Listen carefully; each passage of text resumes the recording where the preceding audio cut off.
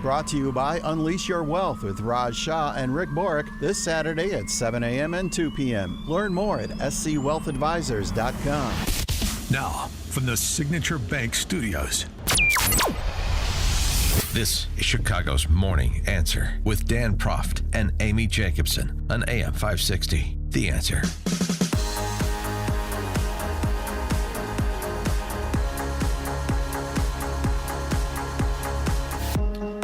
Top of the morning, Dan and Amy. Well, the race, sex, religion, height, weight of the governor of California, the mayor of Los Angeles, the Los Angeles Fire Department chief, the Los Angeles Police Department chief, the boss at the Los Angeles Department of Water and Power.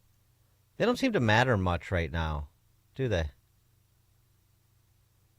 All those things that the left obsesses about don't seem to matter very much in these moments, except to the extent as they call in to question decisions that were made based on those identitarian characteristics rather than competence, to the extent that diversity, equity, inclusion was used where merit, excellence, and intelligence should have been. Another unfortunate learning moment, teachable moment, learning moment when it comes to leftist politics as Los Angeles continues to descend into full disintegration,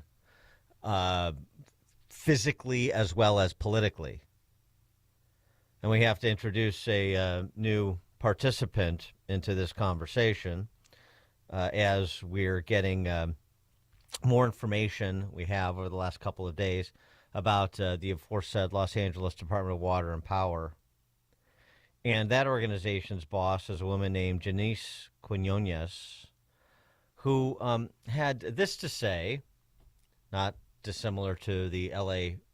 fire chief's comments upon taking office. Her focus, when it comes to the $750,000 job that she took at the appointment of Karen Bass, as I understand it, the mayor of Los Angeles. Her focus is to make sure that the L.A. Department of Water and Power, and by extension the greater Los Angeles area, powered by equity. Could be the title of her autobiography. You call it powered by equity, and I know that it's been really important for the DWP to put an equity lens on everything. Yes. Yeah, and that's the number one thing that attracted me to this role. Coming from the communities that I come, seeing what I've seen through my career in utilities and through the military. I've been in the Coast Guard 19 and a half years now, so I got 6 more months to qualify for my 20 years, which was my original goal. Wow, congratulations, and thank you for your service. Thank you. It's important to me that everything we do, it's with an equity lens and social justice and making sure that we right the wrongs that we've done in the past from an infrastructure perspective, and that we involve the community in that process. And this utility is serious about it, is authentic about it. And so I'm just super excited to be part of that movement. Everything that they do is through an equity lens. Would that include making repairs to the Santa Ynez Reservoir?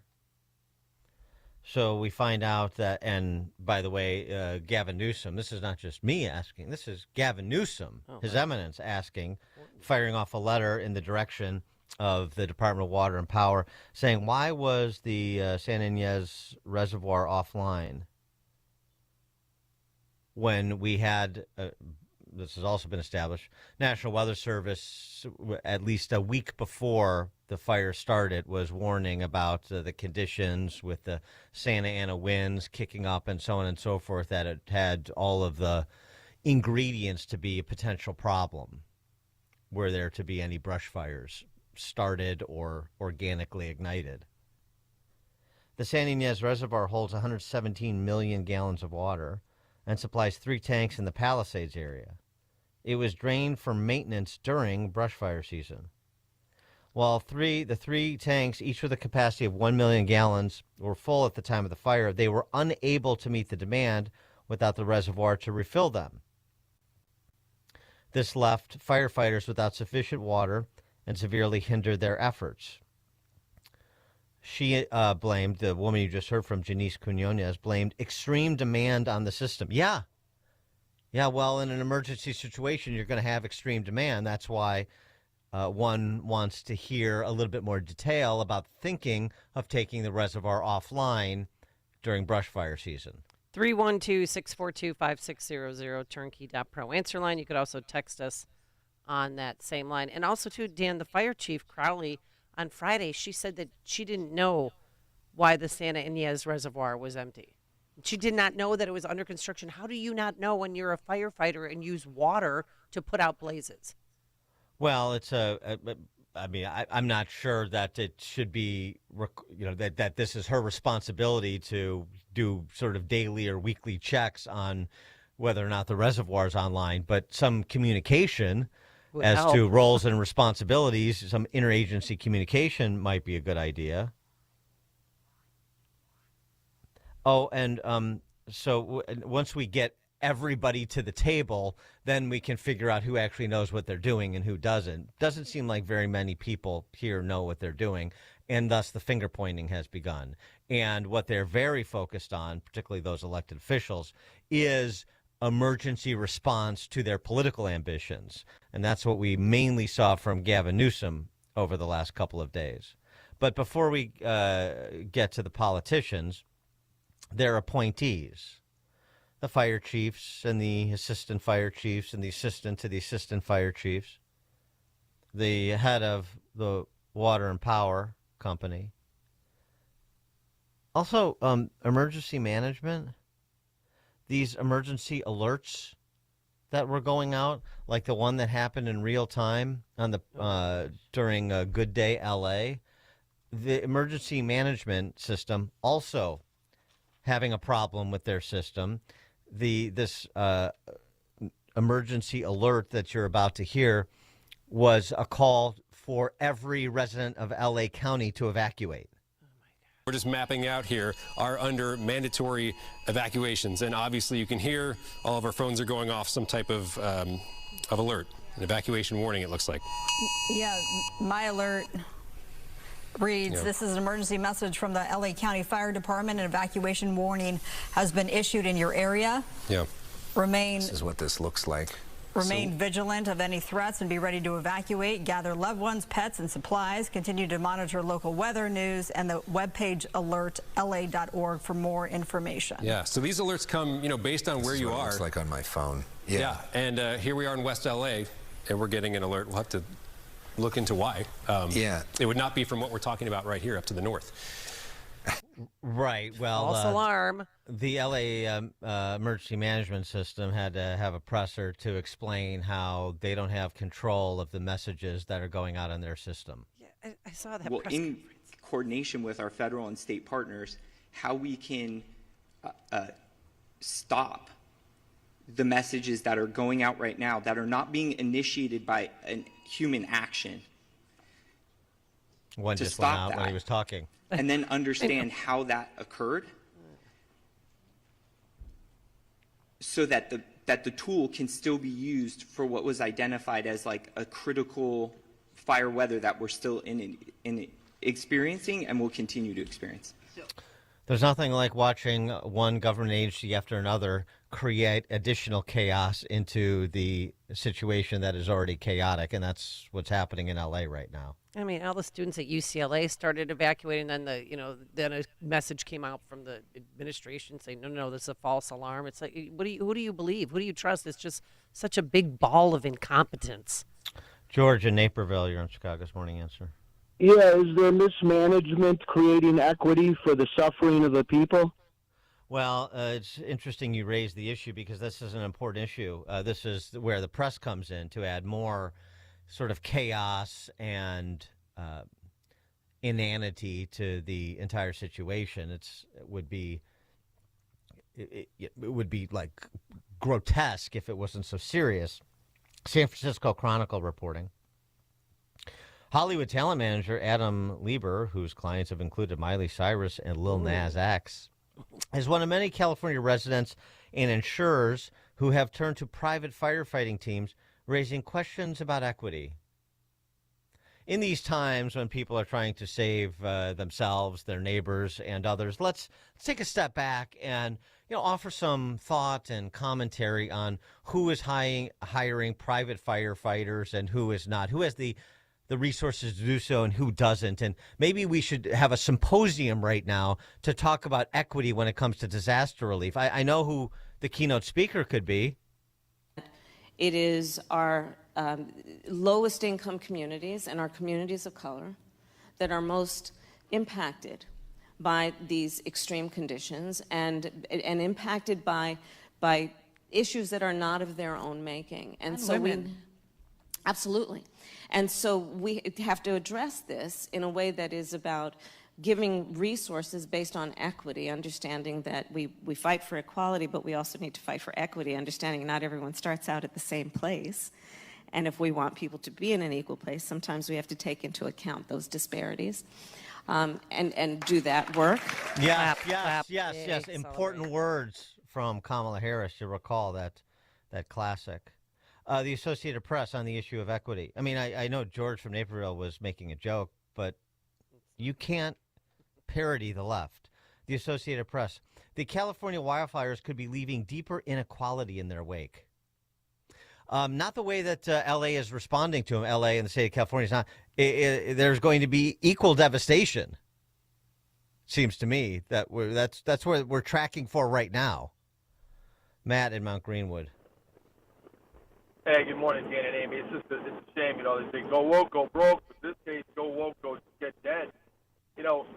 I wonder if it's true, but I've read a couple articles about the intent of the left to, build mass housing, government housing, and again go against the elimination of single-family homes, regardless of who pays the price. Obviously, out in Hawaii, it's happening.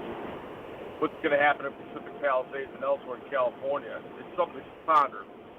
Thanks for the call, Matt. Sure, yeah, public housing projects on Malibu. Okay.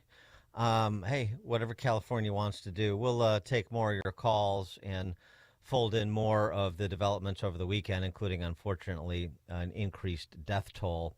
Talking more about the California wildfires at 5:38. But now let's head into the newsroom. Here is Mike Scott. 5:31. Firefighters say two trams have collided in Strasbourg.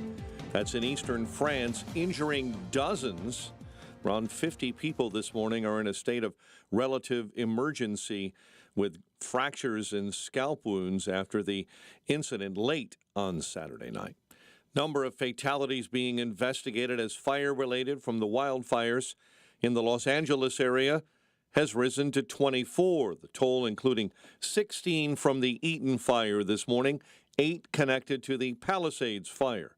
L.A. County Sheriff's Department has also arrested nearly 30 people in areas impacted by the Palisades and Eaton fires. We had several more arrests overnight, bringing our total to approximately, I'm going to say approximately because we're still trying to reconcile numbers, about 29. At a news conference Sunday, Sheriff Robert Luna. Luna has requested assistance from the National Guard in response to the increase in arrest.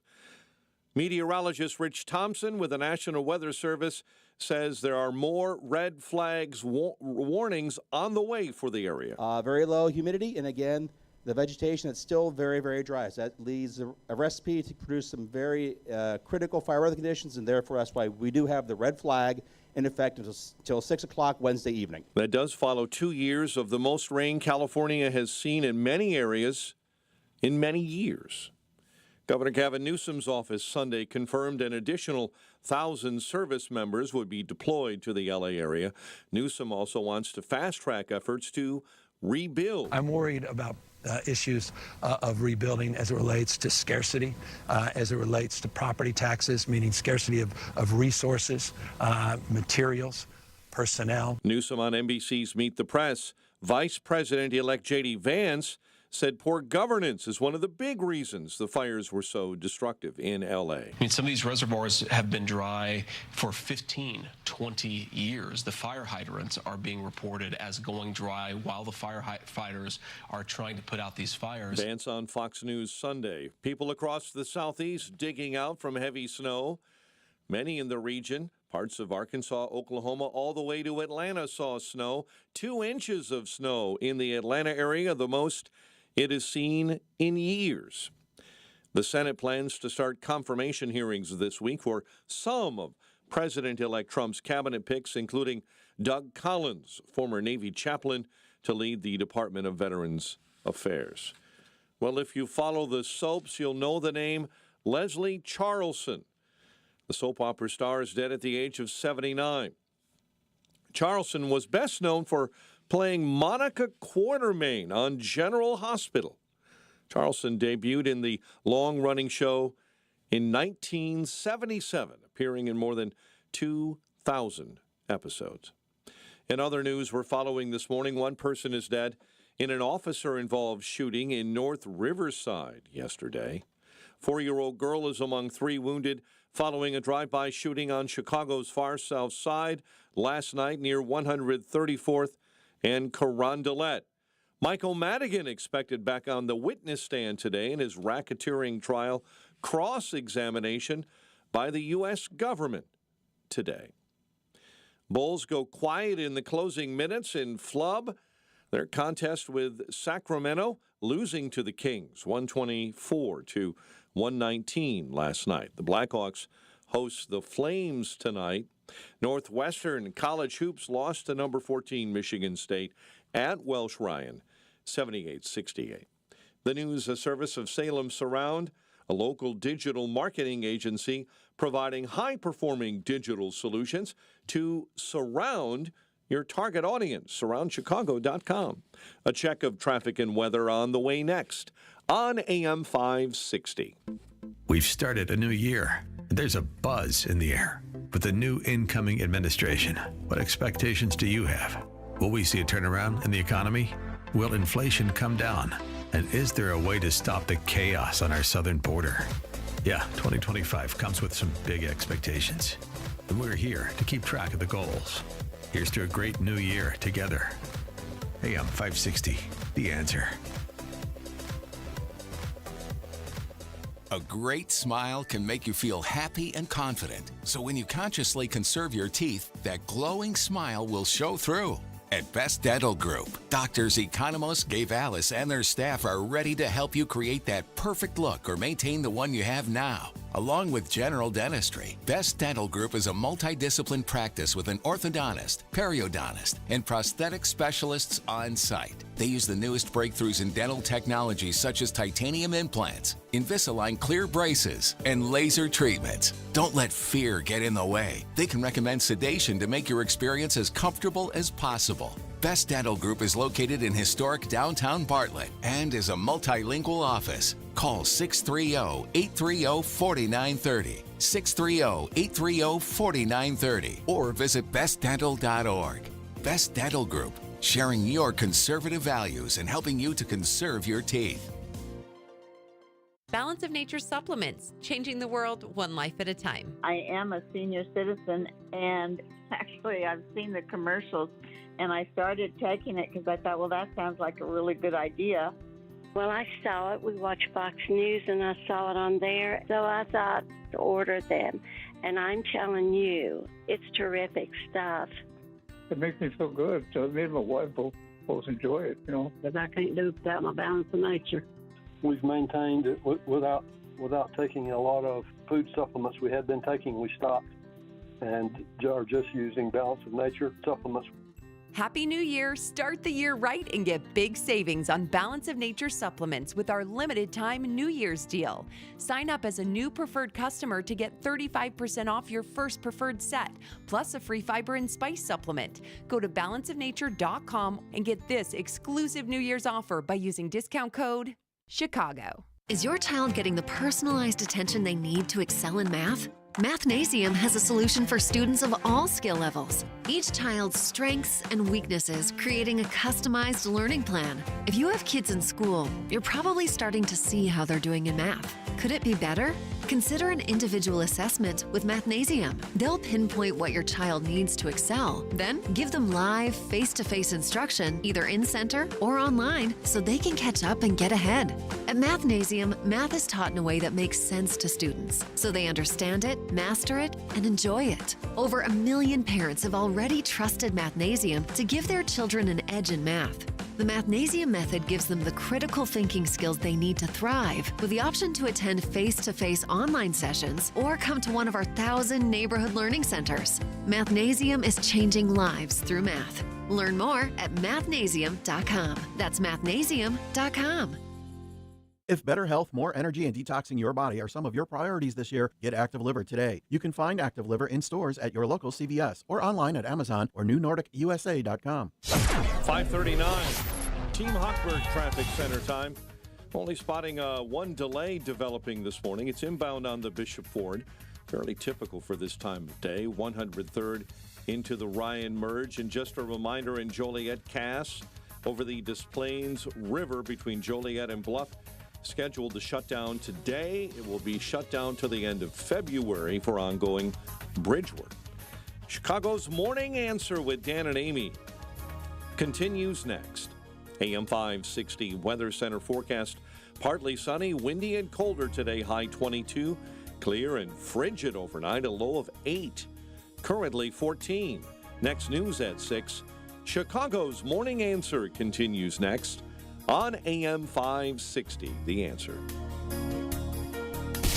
Now, from the Signature Bank Studios. Only the biggest stories, only the biggest guests, and only the biggest opinions. This is AM 560, The Answer. Top of the morning, Dan and Amy taking stock of the situation in California. As Mike Scott reported, unfortunately, the death toll has risen to a reported 24. We have... These stories are heartbreaking. More than 10,000 structures have been burned down. The estimated damage is somewhere between $130 and $170 billion. Gavin Newsom posted this yesterday. He's the governor of California, don't you know, a.k.a. Patrick Bateman.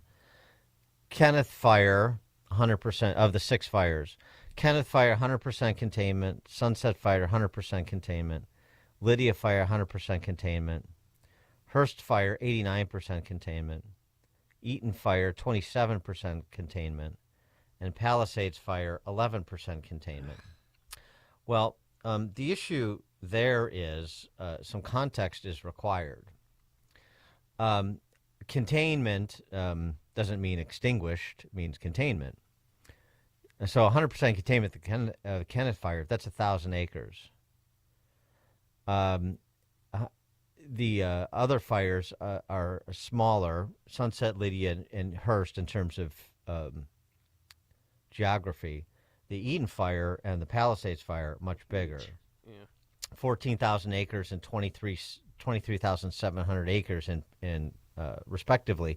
So 14,000 acres, the Eden Fire, 27% containment. And the Palisades Fire, 23,700 acres, 11% containment.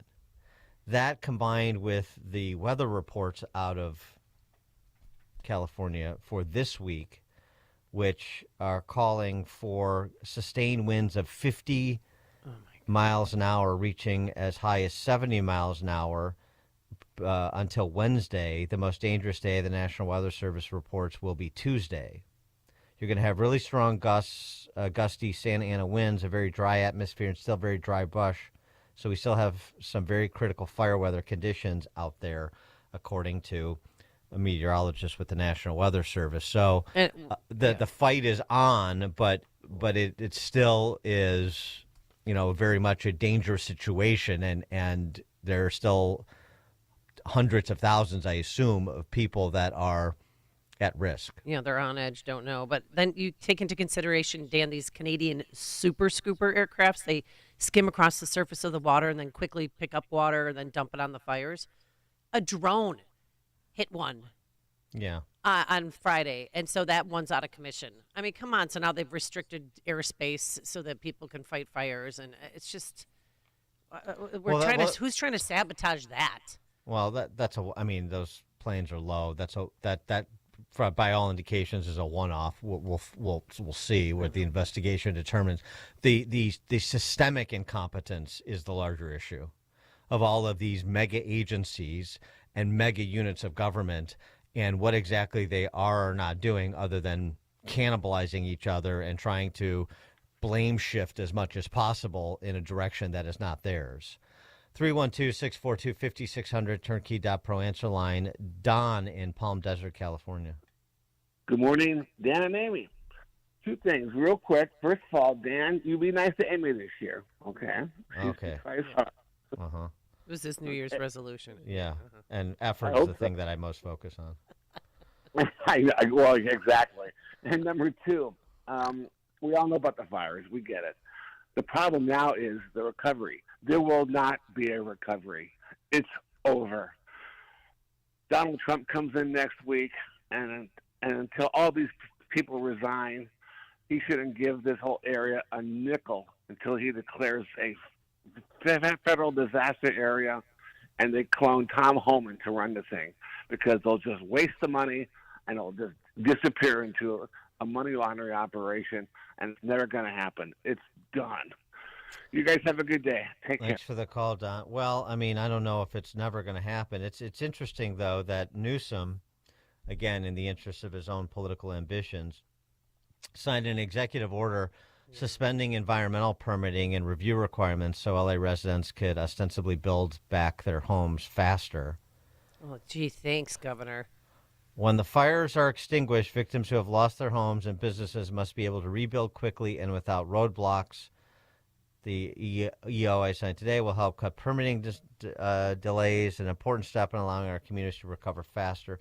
Well, we talked about that a bit last week with the Coastal Commission and the permitting process in LA, and you hear these horror stories of how long it takes to build and the hoops you have to jump through and so forth. Adam Carolla had a good rant on that. A lot of permits. But the problem is, or I guess the question is, well, if these environmental regulations can be so quickly shunted aside, then why do you have this cumbersome bureaucracy when it comes to permitting and construction in the first place? One wonders. Perhaps now is not the time to ask such questions. Just be happy that there is any relief from the Rube Goldberg regulatory environment in California. But I just thought I'd raise the issue. I mean, the real question here is the whole model of big blue city and blue state governance. And you want, and by the way, people on the center right fall into this trap too, but sort of defaulting to, it's the government should do this, the government should do that, what the government is doing, it should continue doing just because of the inertia behind doing it. You really want government in charge of big, complicated systems. You really want to stake your claim, your life, your livelihood, your safety on the government. You want to cede all of this autonomy to government agencies at every level. Maybe some more philosophical reflection will come from this display in L.A. 312-642-5600, turnkey.pro. Answer line, Larry in Elmhurst here in Chicago's Morning Answer. Hey, good morning. Hey, did you see that clip of the large lady lover with the firewoman, what she said about, if you're in a bad position in your house and we can't get you out, that's on you. Oh, you're talking about, Assistant Chief Kristen Larson. Yeah, I'm able to carry your husband out of the fire, but he got himself in the wrong place. Oh, really? That's for you to decide if smoke renders somebody unconscious? Because I'm going to tell you this. She's complaining that only 5% of the staff are women. When I had a fire in my house in the 80s, my electric sheet caught on fire in my bedroom. When Mount Prospect firefighters came, they had masks on, hooked up to oxygen. I didn't know if it was a male or female, what race they were, and I could give a rat's patooey. And don't blame people for being, I mean, it's like she's victimizing people, like, how dare you knock it out of the house if there's a fire. Did you say electric sheets? Yeah, an electric sheet. My Grandma Ruth got one from Sears in the 30s, and she held on to it. And my sisters and I used to get horrible leg cramps all the time, so we'd fight over the heating pad because, we were tall and our legs, were... Anyway, people who are tall get it. You get leg cramps when you're growing. So all that was left was the electric sheet, so I put my leg around the electric sheet, and guess what happened, Dan? It short-circuited. And did you get burned? Yeah, but I didn't even know it until later on in the day. I was sitting there in study hall at River Trails. My leg was hurting, and I looked down, and I had second-degree burns on my leg. But, the adrenaline kicks in, so you don't even know. And they didn't check me out because I said I was fine. So but there was an actual fire in your house, and you had... And we had to evacuate, and I don't want to tell you how I woke up, but I think my great-grandma, Nana, woke me up because somebody was pushing against me, and then I ran in to wake my mom up, and I said, "Why aren't you awake? You woke me up." And she goes, "I don't know what you're talking about. Get the cat. Let's get out of the house." Okay, of course, get the cat. Yeah. Get the cat. And is this and the movie Backdraft was loosely based on this incident? No, well, we made a mistake. Before the firefighters got there, we opened up the window in my bedroom, and that just fed the fire.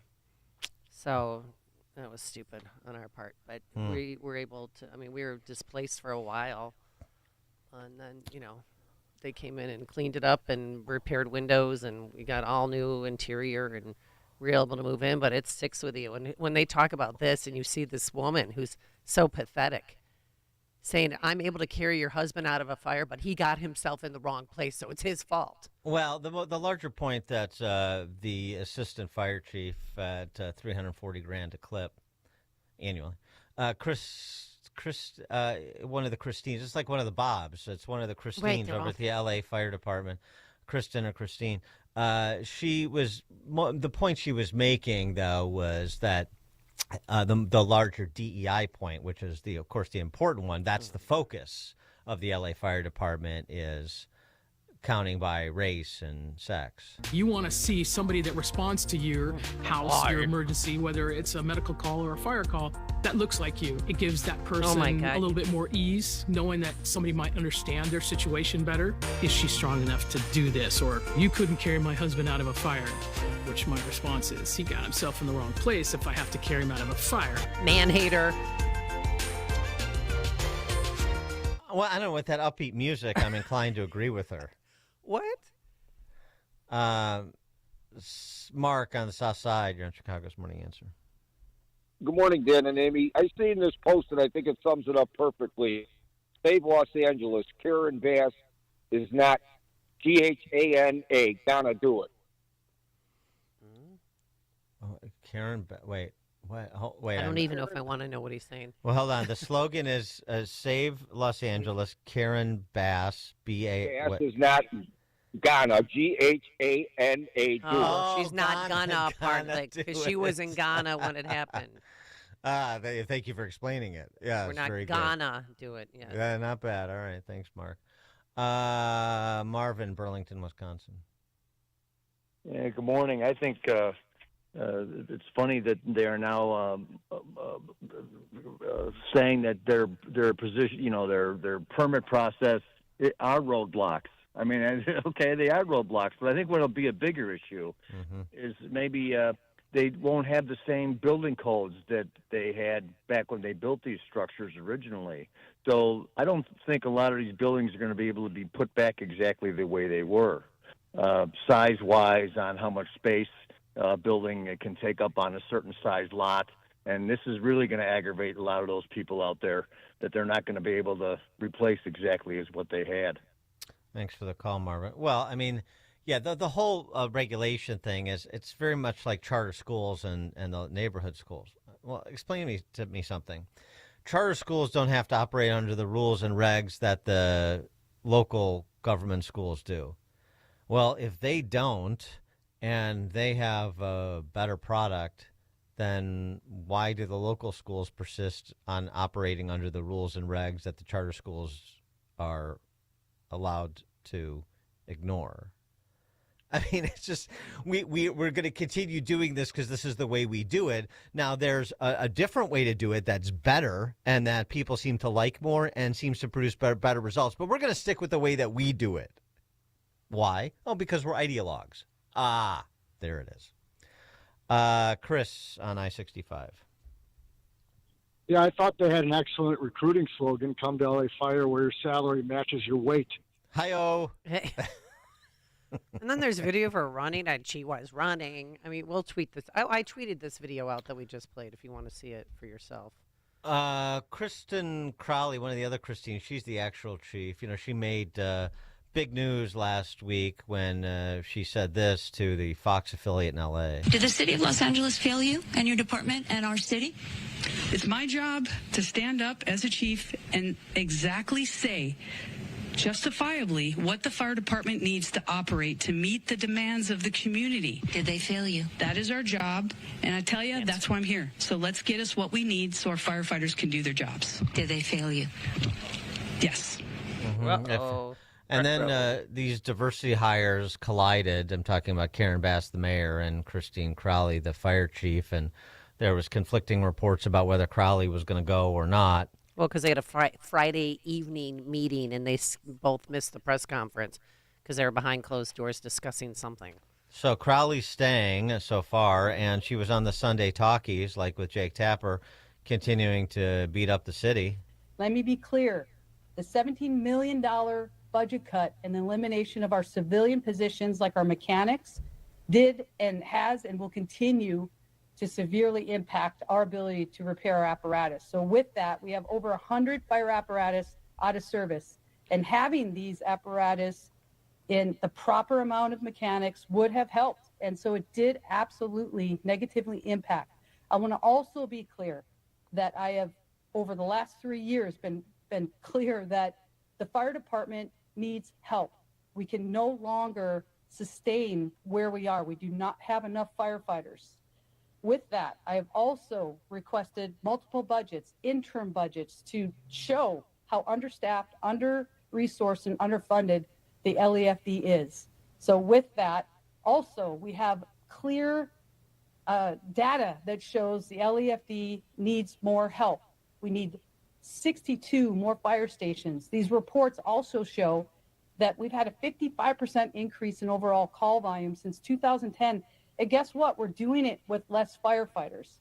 I was also directed to develop a plan as part of a budget reduction exercise, and that could equate to $48.8 million. And I rang the bell that these additional cuts could be very, very devastating for our ability to provide public safety. That would have resulted to 15 fire stations closing down and potentially the elimination of over 300 firefighters. Again, I want to be clear that I submitted a very large budget that will actually allow our firefighters to do their job. Well, with that, and I want to be clear, I got it. I mean, Crowley may be semi-competent. I don't know, not a fire department person. Well, she's calling out her bosses, which I respect. Yeah, but the problem is that she made it about DEI, too, when she got the job. She made it about DEI. So it's not about, she's not a DEI hire. She spent decades in the department and so on and so forth. That's all well and good, and maybe she's semi-competent, but it doesn't mean that she didn't take her eye off the ball. Didn't mean that she didn't. She did. We have the clips. We have the receipts, as the kids say. She made it about DEI.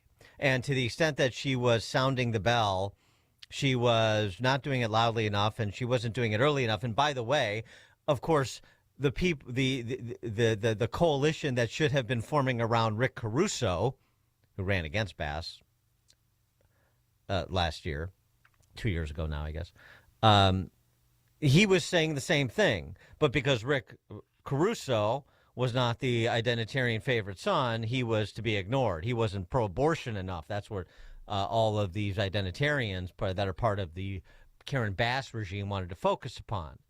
But, Karen Crowley, she was doing this and she was doing that. That's wonderful. Don't forget about Rick Caruso. The guy whose mall is actually still standing in the Palisades because he took the kind of precautionary measures that the city didn't.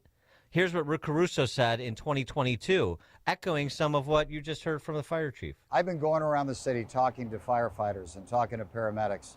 I've been talking to residents, and there's a deep concern throughout this city that the paramedics and the firefighters are understaffed because their budget has not been restored.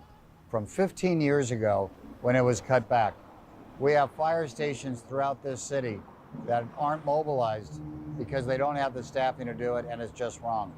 My plan as mayor is simple. We are going to restore the budget to bring the staffing levels back, to give the residents of Los Angeles the service they pay for and deserve. And that's the only way a city can be a great city.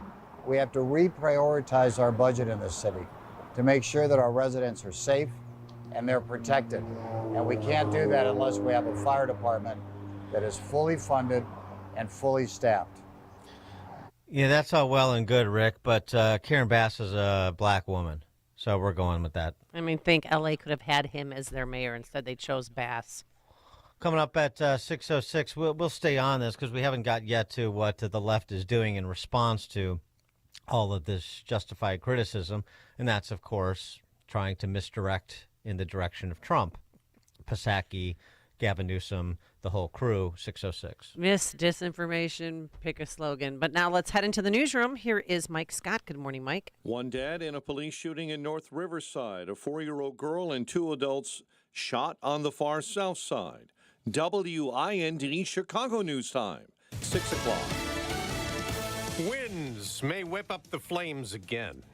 I'm Dave Anthony. Fox News has a big worry today and tomorrow in the Los Angeles area with near hurricane-force Santa Ana wind gusts. This just stirs up all of the other embers because things are still burning.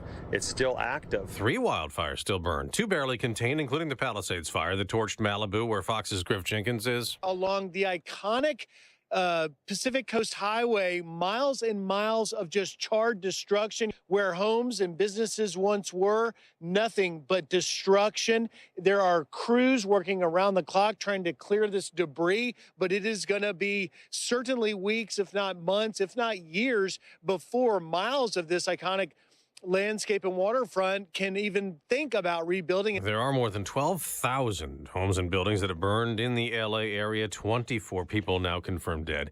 A week before President-elect Trump takes office again, there may be progress trying to stop the war in Gaza with his special envoy part of the talks. Mediators have reportedly made significant progress overnight toward brokering a Gaza ceasefire and hostage deal between Israel and Hamas. Officials say a proposed deal is on the table, but hurdles remain as each side seeks final approval from their leaders. Fox's Marianne Rafferty. President Biden talked to Israel's prime minister yesterday on that ceasefire plan. He also spoke to relatives of 3 Americans detained in Afghanistan on a deal being worked out with the Taliban trying to free them in exchange for a terror suspect imprisoned at Guantanamo. Today, we'll hear from the president touting his foreign policy. The president will be speaking at the State Department. He's expected to talk about his legacy when it comes to efforts to expand NATO, to rally dozens of allies to help Ukraine in its fight against Russia, as well as producing an historic security agreement between the U.S., South Korea, and Japan. Fox's Jill Nato. This morning, the Biden administration announced new regulations involving computer chips and AI. America's listening to Fox News. 12 degrees in Chicago. Our time is 6:02 on AM 560, The Answer. Good morning. I'm Mike Scott. One person is dead following an officer-involved shooting in North Riverside. Officers apparently last night encountered a situation involving a Crest Hill man armed with 2 knives and threatening others outside of an apartment. During the encounter, the officer then shot that man, leaving him dead. The man's family looking for answers. There's beanbags, and there's stuff to hit at them. You know, they're sitting there, you know, there's stuff to hit at them, you know, to get them down. And these officers are supposed to be trained. Also this morning, a 4-year-old girl is among 3 wounded following a drive-by shooting on Chicago's far south side last night near 134th and Carondelet. Michael Madigan expected to be back on the stand in his racketeering trial today. Former Assistant U.S. Attorney Patrick Collins says the government has a seasoned group of attorneys ready for cross, including prosecutor Amar Bachu. And that dynamic between Mr. Bachu and Mr. Madigan, you know, that will be significant. And, you know, jurors, you know, people forget these are not robots doing this. These are human beings. And, you know, does Mr. Bachu get under Mr. Madigan's skin? And what's the back and forth with them? Former longtime Assistant U.S. Attorney Patrick Collins. The Bulls went quiet in the closing minutes of a 124-119 loss to Sacramento. They host the Pelicans tomorrow night. The Blackhawks host the Flames tonight. The Bears' latest target could be Notre Dame head football coach Marcus Freeman, who's taking the Irish to the College Football National Championship game against Ohio State. And Nick Taylor is celebrating his 5th career tour victory, winning the PGA's Sony Open in Hawaii. Taylor taking down Nico Echevarria in a playoff. The American Express is next as the California swing begins. The news, a service of Valdecas Windows for the discerning homeowner looking for high-quality and professional-level window replacement service.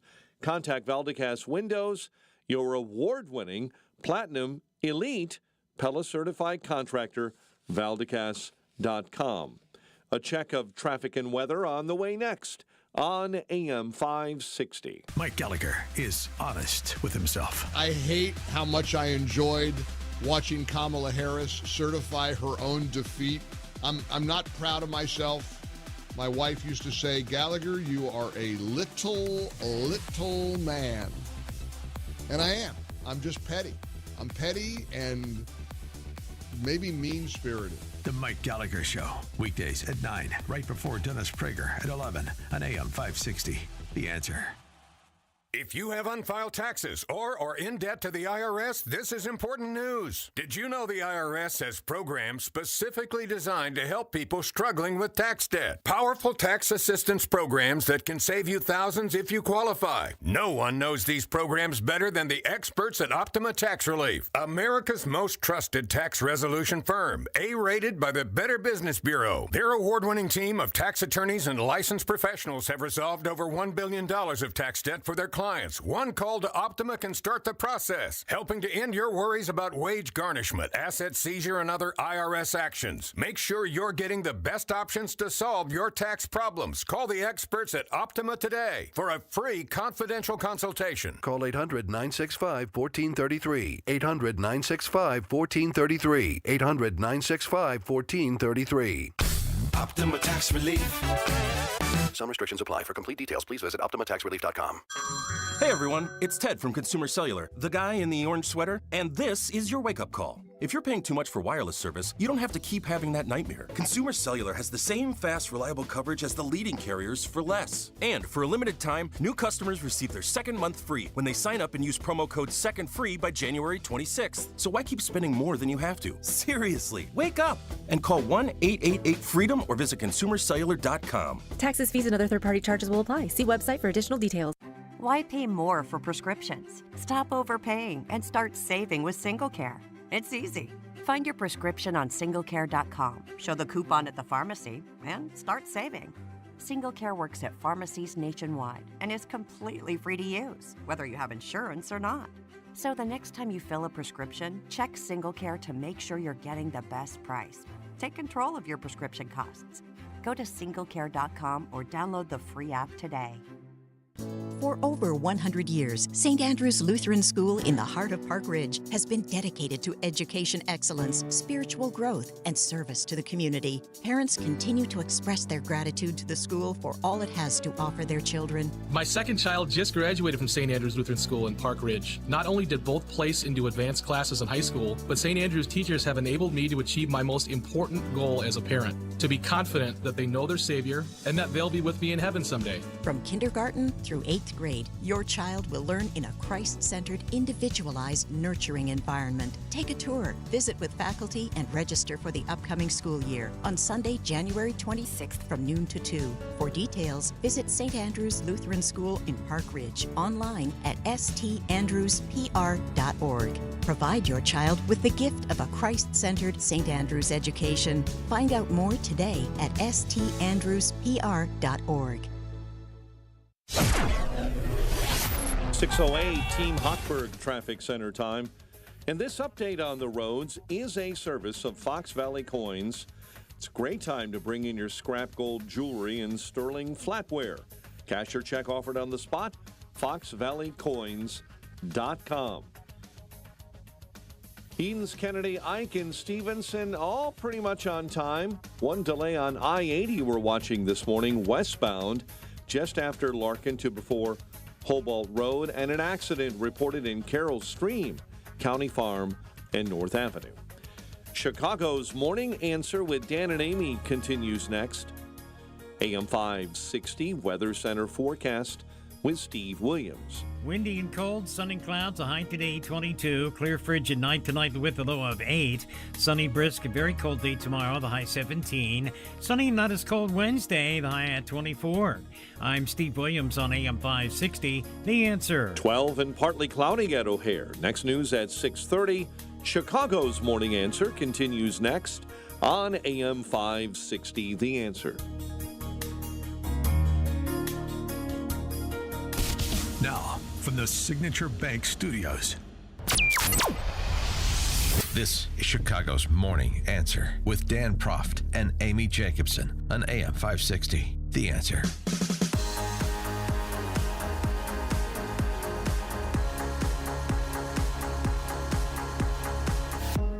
Top of the morning, Dan and Amy talking about the latest in the California wildfires, in part because it's such an unfortunate yet telling illustration of what imperious central planning looks like. Imperious central planning that's predicated on identity, that's predicated on saving the planet, all of this high-minded nonsense, all these luxurious views that champagne socialists like Gavin Newsom possess. And now the real-world impact, when up and down the authority structure, you have a culture that focuses on things that have nothing to do with what they say they will deliver for their constituents. So it's a terrible illustration and yet a telling one. And so what was Gavin Newsom doing over the last several days? Blaming Trump, saying this is mis and disinformation. Yeah, he had to do emergency damage control for his political ambitions. He wasn't the only one, but the most obvious. So while the fires raged and the questions persist, Gavin Newsom, goes to his safe space, the leftist podcast world.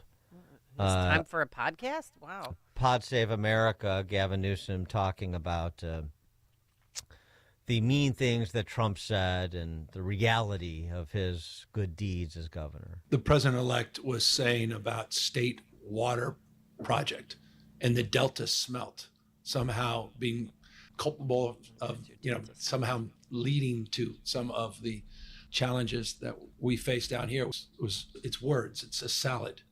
It's the form and substance of fog. It's made up. It's delusional. And it's a consistent mantra from Trump going back years. And it's reinforced over and over within the right wing. And so it's become gospel. And it's so profoundly ignorant. And yet he absolutely believes it. It's not an ignorance on his part. It's sort of an indelible misinformation that he sort of manifested, a falsehood.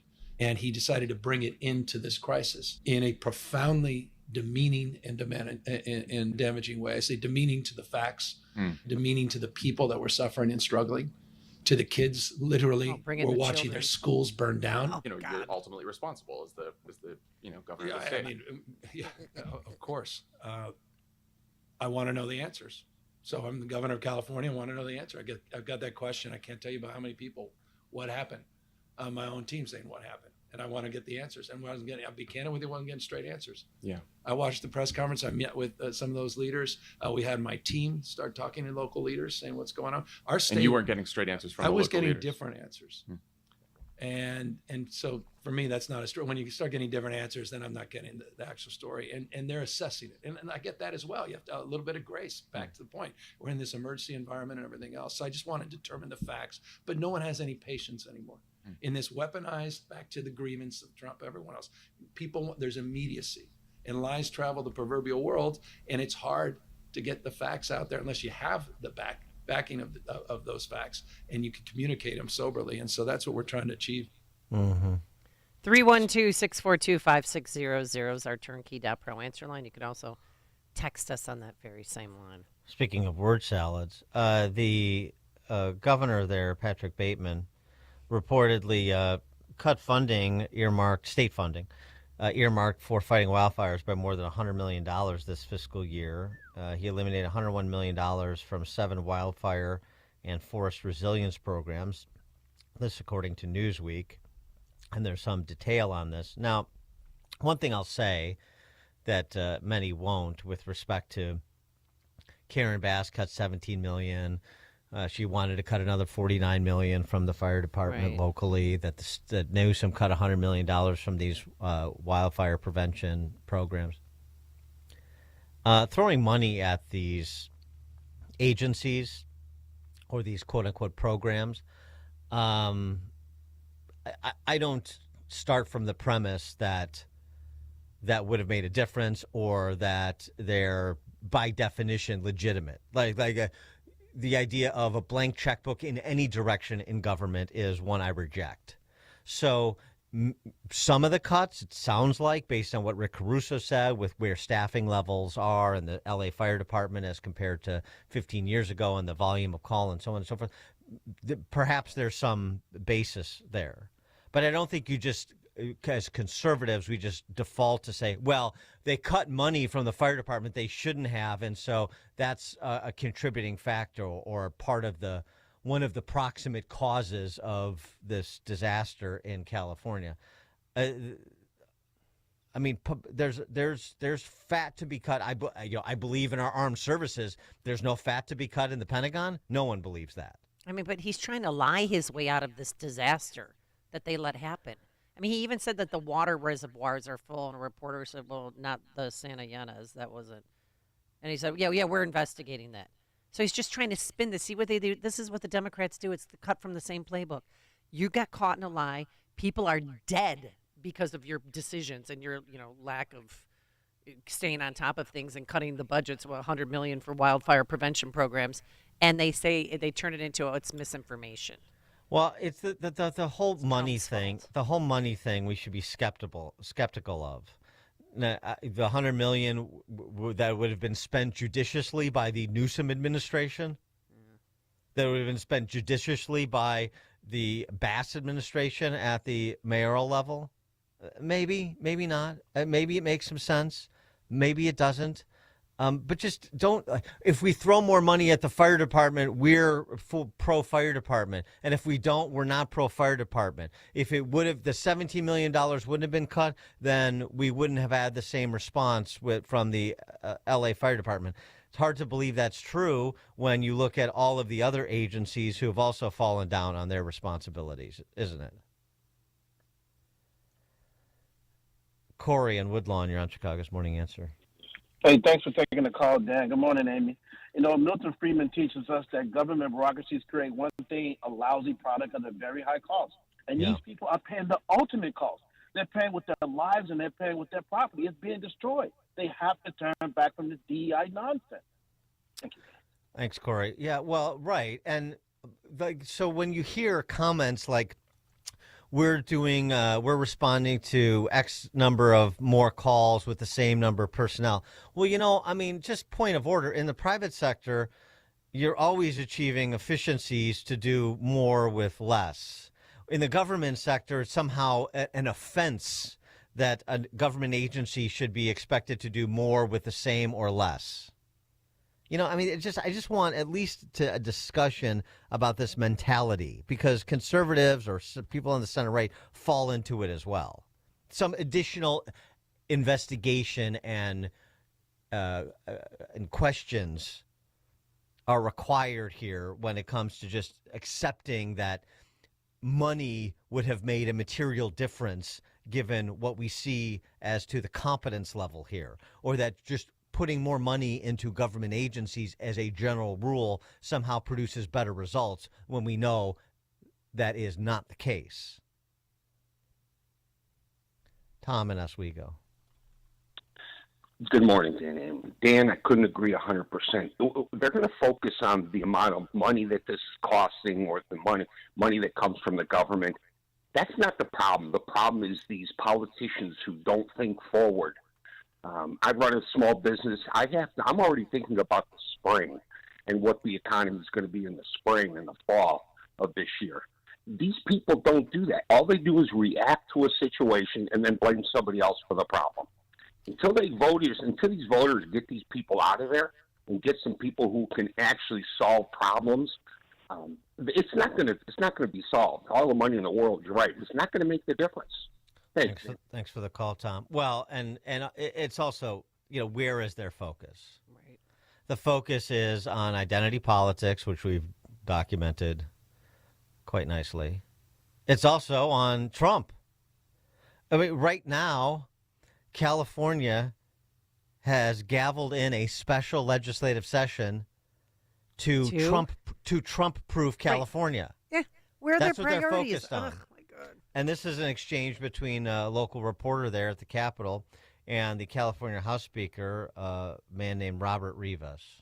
I could take a couple of questions. I do have to jump on a call here in a few minutes. With that, and with what you just mentioned and kicked off here, is now the right time to have a special legislative session on allocating money to fight Trump in a way that you could already do without a special legislative session?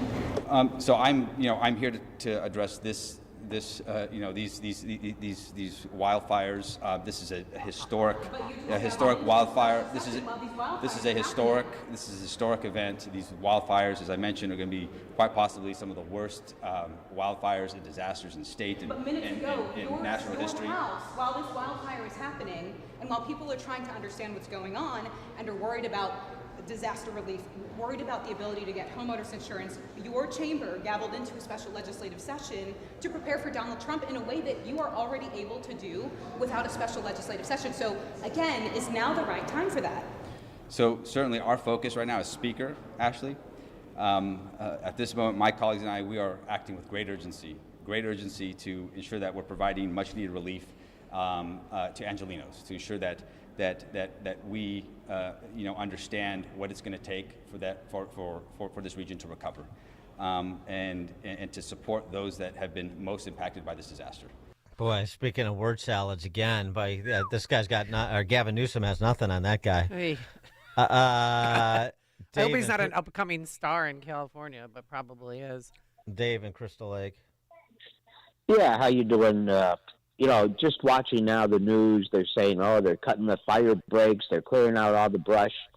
What kind of lunacy is it where they wait until the fires start and burned out all the houses, and then they start doing what they should have been doing from the first place?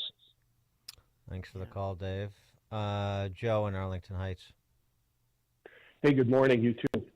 I just heard Newsom say Trump's wrong, it's misinformation. What he says is the cause is absolutely wrong. And then the next breath, he said, I'm investigating, and I'm getting conflicting reports, different reports from my team. So Newsom is basically saying, I don't know what happened, but Trump's wrong before I have he's trying to save his political career. What a gas bag. Yeah. Thanks for the call, He's schmarmy. Joe. And then when he lied to that homeowner in Palisades who went up to him and said, what are you doing to help us? And he said, hey, I'm on the phone with President Biden. He was not on the phone. I mean, that just shows how slick and slimy that guy is. Well, he got on the phone with President Biden to complain about misinformation. He needs a little bit of air cover from the big guy in D.C. I ask you, we've got to deal with this misinformation. Oh, my God. There were hurricane force winds of mis and disinformation lies. People want to divide this country, and we're going to have to address that as well.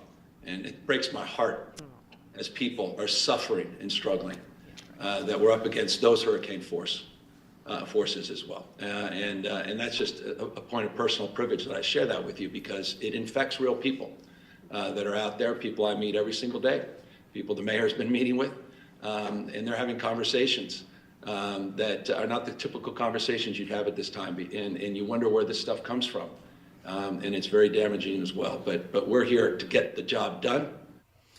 Yeah, so you can go to CaliforniaFireFacts.com. He set up a website to hear Gavin tell his truth to you. What URL is that, Dan?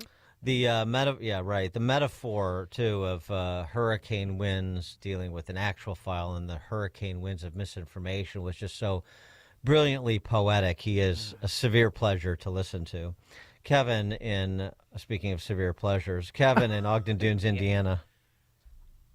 The nephew of Nancy Pelosi is a Brill Cream brother, and Governor Haircut is going to be slick because of all the Brill Cream he has to apply.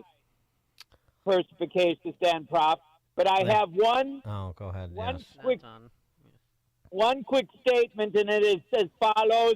Hardly anyone has been burned by the fire, but there are a lot of people who are suffering from woke inhalation.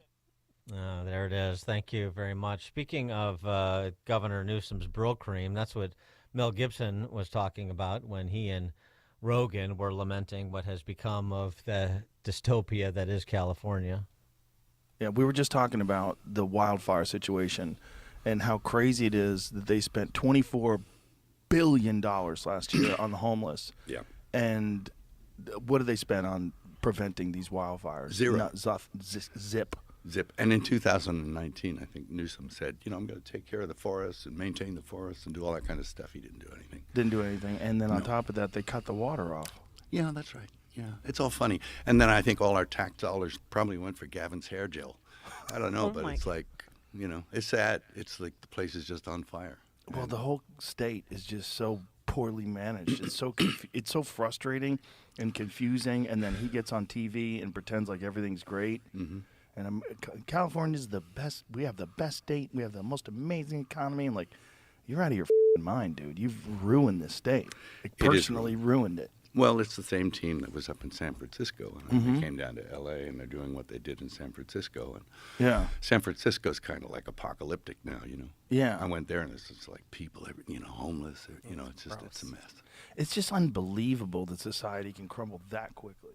Well, believe it. And I remember a young upstart mayor of San Francisco, Gavin Newsom, was going to end homelessness by the end of his term there. This was a decade ago or so.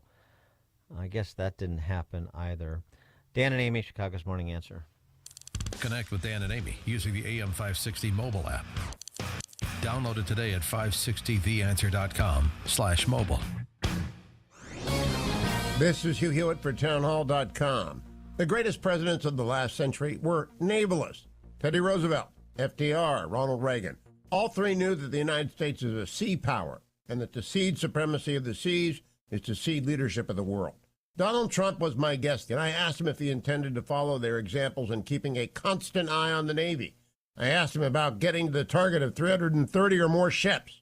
Yeah, I'll be doing that, but we're going to be announcing some things that are going to be very good having to do with the Navy. We need ships. We have to get ships, and maybe we'll use allies also in terms of building ships. We might have to. I heard a president who understands that America's standing in the world depends on its fleet, and not a fleet plan for 2050, but what is in the water today and soon. If he and John Phelan, his nominee to be our next Navy Secretary, are on the same page, the Navy's modernization can restart rapidly. Encouraging stuff. It's a new year, but the need continues. You can still be part of our annual Food for the Poor campaign. We're working to provide food for a year and access to water to children in Latin America and the Caribbean. And you need to help us reach that goal if you can, especially if you own or run a business or make the marketing decisions for your company. You can still become a business benefactor by making a tax-deductible gift of $2,500 to Food for the Poor, tax write-off. The gift will feed more than 50 children for all of 2025. And to show your appreciation for your generosity, AM 560 will give you 41-minute commercials that will air right here on the station between 5 a.m. and 8 p.m., Monday through Friday, at no additional cost to you. We have a limited number of business benefactor slots left, and you can take advantage of it. And as the new Trump administration gets started, you'll want your business to be on this radio station in 2025. To take advantage of this deal, call Ann Jeanette at 847-472-8951. Again, that's 847-472-8951, or simply go to 560theanswer.com/foodforthepoor. Signature Bank is Chicago's fastest growing independently owned business bank, a bank where relationships still matter. Signature Bank knows your name and your story. I'm Dan Proft, and I know this because Signature Bank is my business bank. I'm Scott Bartmus, co-founder of ESCO, a security and fire alarm services business and a customer of Signature Bank. We work hard to give our customers peace of mind, so it's nice to know that while we have our customers' backs, partners like Signature Bank have ours. When COVID hit, there was a lot of uncertainty for many businesses, particularly surrounding the PPP loan program, with parameters and deadlines changing constantly. The executives from Signature Bank worked weekends alongside their staff, filling out and submitting applications to ensure they took care of us. That type of dedication is hard to find, but we found it with Signature Bank. Signature Bank helps local businesses succeed. Want to learn how Signature Bank can help turn your business vision into reality? Call Signature Bank at 773-467-5600 or visit signaturebank.bank. Member FDIC, Equal Housing Lender. All right, Balance of Nature, proud supporter of this radio station for 10 years. So remember, when you're going through that fast food lane, you don't get any fruits and vegetables that your bodies desperately need every day to stay healthy, happy, and energized. That's why I've been supplementing with Balance of Nature for nearly a decade. It's so easy to open up the individual capsules, dust them over a salad, or mix them into a juice drink or warm water. And thousands of AM 560 listeners love their Balance of Nature, and you will too. 6 capsules a day provide your body, heart, and mind with several servings of 31 different whole fruits and vegetables. You'll love it, and your body, mind, and heart will thank you for it. So order your fruits and veggies today by calling 800-246-8751. Use coupon code Chicago to save 35% off your first set and free shipping when you sign up as a new preferred customer. 800-246-8751. Call now or order online at balanceofnature.com and use coupon code Chicago to save 35%. Wesley is a truck driver. I drive a truck, and I love what I do. A truck driver with IRS troubles. They told me I owed them $43,000. It got really bad. Quite a few letters in the mail. They were talking about wage garnishment, coming after my house, my car. Yeah, they don't play around. I seriously thought that I was going to lose everything. One sleepless night, Wesley finally made a call to Optima Tax Relief at 2 a.m. Kind of figured I'd get a machine, but I didn't. I actually got to talk to an actual person in the middle of the night. He found just what he was looking for. Oh, they were great people. You need a team of people that know what they're doing. Optima Tax, they know what they're doing. Optima Tax Relief came through with flying colors. I saved an incredible amount of money. Happy don't even come close. I was absolutely overjoyed. Take Wesley's advice. If you're in any kind of trouble with the IRS, call Optima Tax Relief. Don't trust anybody else. Call Optima for a free consultation. Call 800-965-1433. 800-965-1433. 800-965-1433. Optima Tax Relief. Some restrictions apply. For complete details, please visit OptimaTaxRelief.com. So much to celebrate, but the fight has just begun. The fight to fix our nation, the fight for life. They go hand in hand, especially when we see how abortion took center stage in this historic election. That's why we can't stop talking about the Ministry of Preborn. Preborn has rescued over 300,000 babies. How? By loving mothers with an unplanned pregnancy and introducing them to their baby on an ultrasound. Once she sees her baby and hears the heartbeat, her baby's chance at life doubles. Preborn and their network of clinics are on standby for babies and mothers. Meet Deanna. I'm at the doctor and they do a bedside sonogram. As I'm looking at the sonogram, the baby waves. And I looked and that man said, I said, did that thing just wave at me? 12 years ago, I prayed for this little boy. Your tax-deductible donation of $28 sponsors one ultrasound. How many babies can you save? Dial pound 250, say the keyword baby, or go to preborn.com/Beck. Preborn.com/Beck. Sponsored by Preborn. AM 560, The Answer. All right, coming up on Chicago's Morning Answer. At 6:36, in our latest edition of Sports and Politics, Notre Dame coach Marcus Freeman is helping me revile Notre Dame just a little bit less. We'll explain why at 6:36. All right, but now let's head into the newsroom. Here is Mike Scott. Coming up on 6:33, the number of fatalities being investigated as fire-related from the wildfires in Los Angeles has risen to 24. The toll includes 16 alone from the Eaton fire. And this morning, looters continue to take advantage of Los Angeles area residents fleeing the wildfires. Alex Michelson is with Fox Television's KTTV in L.A. Overall, SMPD says that there were 39 people arrested in evacuation zones since the start of the fire. None of them live in Santa Monica. Those not charged with attempted burglary were picked up for curfew violations, drug possession, warrants, probation violations. According to SMPD, there were 2 successful burglaries where suspects did get away. Those cases still under investigation. But it is worrying to hear that these people are clearly being strategic in trying to target these areas where people have evacuated. The Senate this morning will start confirmation hearings for some of President-elect Trump's cabinet picks. Senators as soon as tomorrow will consider Doug Collins, former Navy chaplain, to lead the Department of Veterans Affairs. Majority Whip John Barrasso joined CBS's Face the Nation, backing the nominees and confident in confirmation. I've met with just about all of them. I support every one of these nominees. As the whip, my job is to make sure they get across the finish line, get on the job, and President Trump deserves a team early. Former North Dakota Governor Doug Burgum will face questions to lead the Department of Interior. On Wednesday, South Dakota Governor Kristi Noem's turn as she seeks to be Homeland Security Secretary. The Sam half of the legendary R&B duo Sam and Dave has died. Those tones by Sam Moore, who teamed up with Dave Prater on major hits of the 60s like Hold On, I'm Coming, and Soul Man. Moore died of post-surgery complications at the age of 89. One person is dead following an officer-involved shooting in North Riverside. It happened in the 8500 block of Cermak Road yesterday. A 4-year-old girl is among 3 people wounded following a drive-by shooting on Chicago's far south side. 2 adults, 1 child wounded last night inside of a home near 134th and Carondelet.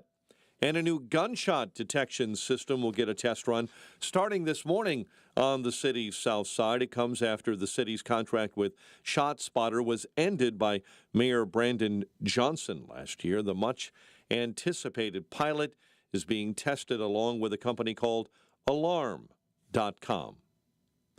Bulls lost to Sacramento 124-119. Blackhawks take on the Flames tonight. 5 NFL teams punching their ticket to the NFL divisional round, including winners on Sunday, the Bills, the Eagles, and Washington. The news, a service of Quick Delivery Service. Visit quickdelivery.com when you need same-day delivery of your routes, ground delivery when you need it from safe, licensed professionals. Go to quickdelivery.com now to schedule your delivery. A check of traffic and weather on the way next on AM 560. Larry Elder is stunned by the numbers. Check this latest poll result. 41% of young Americans say killing of the United Healthcare CEO was, quote, acceptable, close quote. I kid you not. So you're unhappy with rising healthcare costs, and that's what you want? 41% of young people say it's acceptable? Really? The Larry Elder Show. Weeknights at 8, right before Sean Hannity at 10 on AM 560. The Answer. Can you believe it? 2025 is here. As you start this new year, you have probably been thinking about your resolutions. And let's be honest, your well-being has probably been on top of your list for years. But this year, maintaining your wellness goals is easier than ever with Balance of Nature. Balance of Nature's whole food ingredient supplements have 31 varieties of fruit and vegetable ingredients, from tomatoes to sweet potatoes. No synthetics or added fillers. Finally, a resolution that will be a breeze to keep. Make 2025 the year you feel your best and keep celebrating for years to come. Happy New Year! Start the year right and get big savings on Balance of Nature supplements with our limited time New Year's deal. Go to balanceofnature.com and sign up as a new preferred customer to get 35% off your first preferred set, plus a free fiber and spice supplement. And get this exclusive New Year's offer by using discount code CHICAGO. Did the Protestant Reformation suffer a premature death? Absolutely, argues the riveting book, Reviving the Reformation by Dr. Daniel Lang. The book of Acts chapter 21 verse 20 reports that myriads or tens of thousands of Jewish believers dwelled in Jerusalem, and they were all zealous for the Torah. Their leaders were guiding the early Messianic faith. 40 years after the death of Jesus, however, the Jews revolted against Rome. This rebellion caused a Roman hammer to crush Israel, destroying the temple and Jerusalem. Following this devastation, the leadership of the Jerusalem church fell into other hands. Reviving the Reformation recovers the lost first-century Messianic faith. It answers the most difficult questions that some dare not ask about traditional Christianity. Buy Reviving the Reformation on Amazon. For a deep discount, purchase the book securely from the author at revivingthereformation.com. That's revivingthereformation.com. And like Reviving the Reformation on Facebook. With biblical faith fading fast in Western culture, now is the time to restore the truth by reviving the Reformation. If better health, more energy, and detoxing your body are some of your priorities this year, get Active Liver today. You can find Active Liver in stores at your local CVS or online at Amazon or NewNordicUSA.com. 10 degrees at 6:38. Let's get an update on the roads. Team Hochberg Traffic Center time is a service of Lowe's. Now's the time to shop limited time doorbuster deals during Lowe's Pro Savings Days. Save $50 on a Little Giant King Combo 6-foot ladder. Was $199, now $149. Doorbusters valid 113 to 115 while supplies last. Kennedy inbound right lane blocked with an accident. It's on the west end on the inbound side right at Manheim Road. Also on the inbound side, a disabled vehicle with the right lane blocked on the Kennedy inbound between Division and Lake. Into the circle already this morning at 30 minutes. Delays on the Bishop Ford stop and go. You're packed in between 103rd and the Ryan Merge. I-80, report of an accident, right lane blocked. I-80 westbound after Larkin to before Hobart Road. That is where your accident site is. A right lane is blocked this morning. Chicago's Morning Answer with Dan and Amy continues next. Now, your official Chicagoland weather forecast. Partly sunny, windy, and colder. High 22. Clear and frigid overnight. Low of 8 above. Brisk and bitterly cold tomorrow. Little bit of sunshine and a high of 17. Currently, 11 degrees officially at O'Hare. 12 at Midway. 8 in Aurora. 10 in Waukegan. Your next news update is at 7. Chicago's Morning Answer continues next on AM 560, The Answer. Now, from the Signature Bank Studios. Sports and politics and sports and politics and sports and politics and intersection.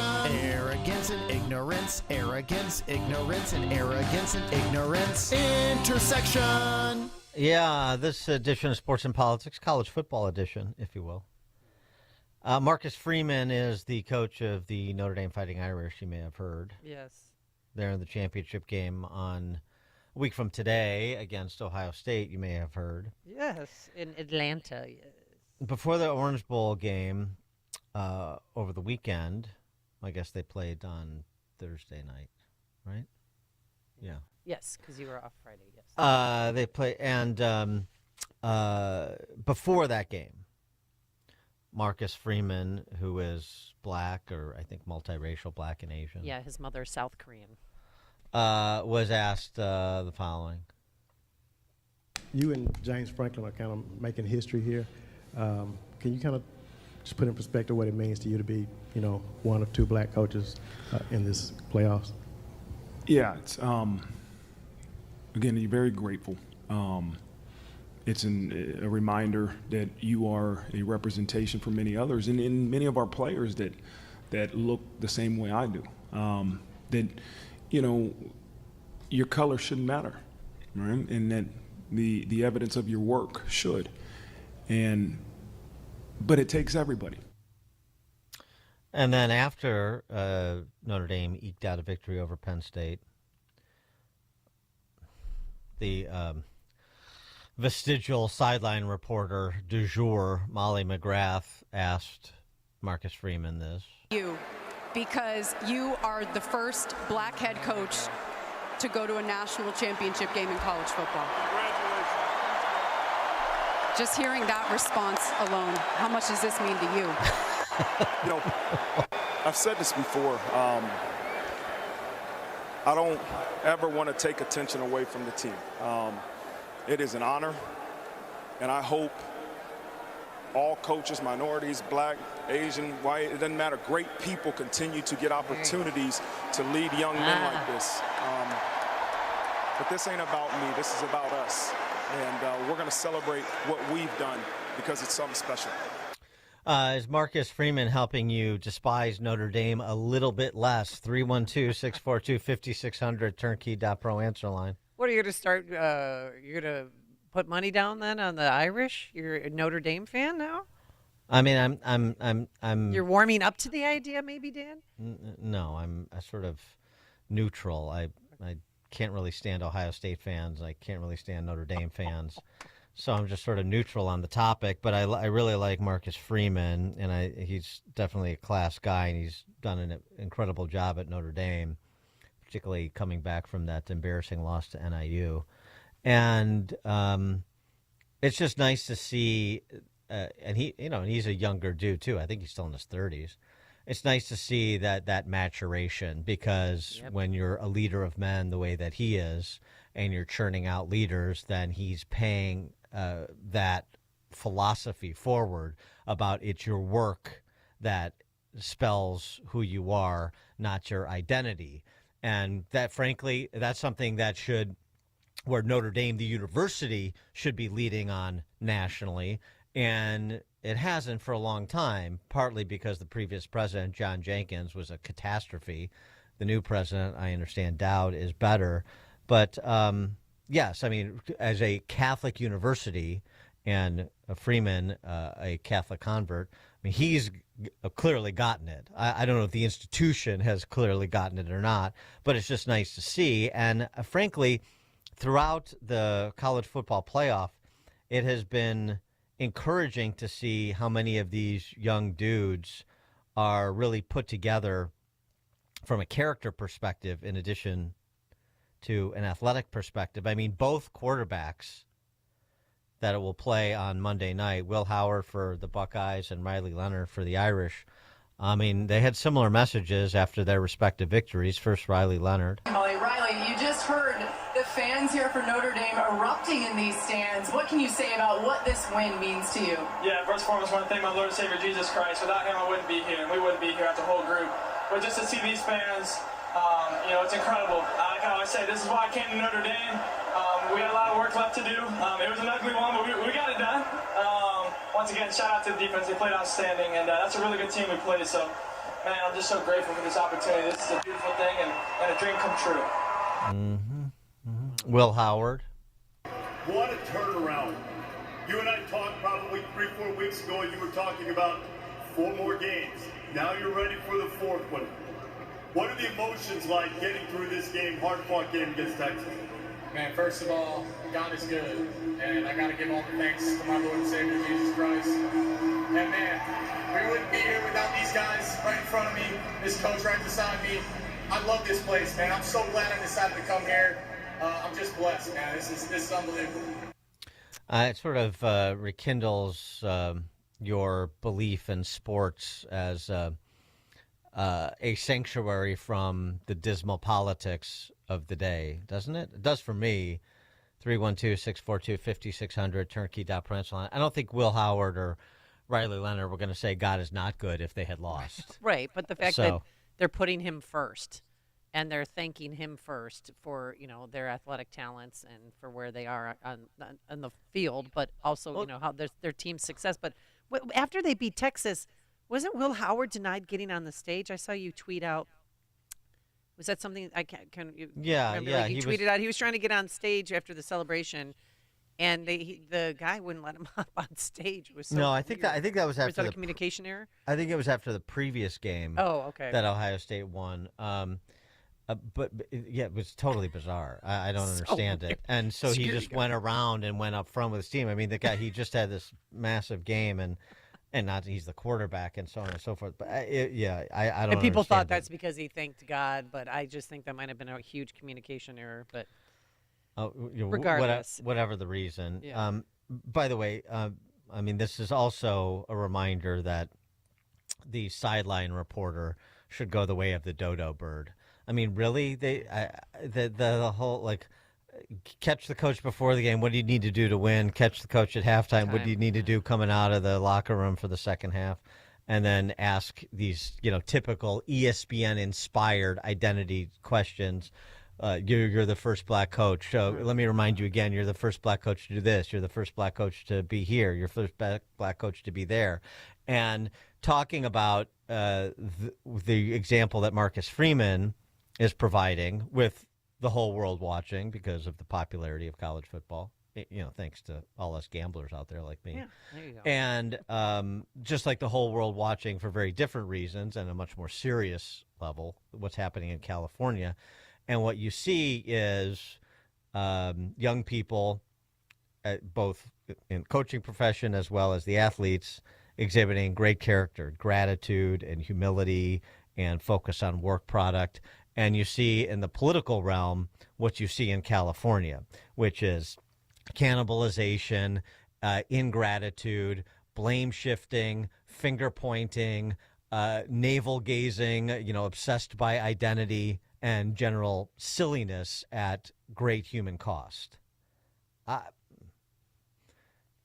Just nice to see sports returning to that sanctuary and getting away from the politics that has infected it of late with the eras of COVID and Black Lives Matter. And it's just not college football. Last night, quarterback Jaden Daniels thanking God. You come here on the road, your first playoff start, so calm, so poised.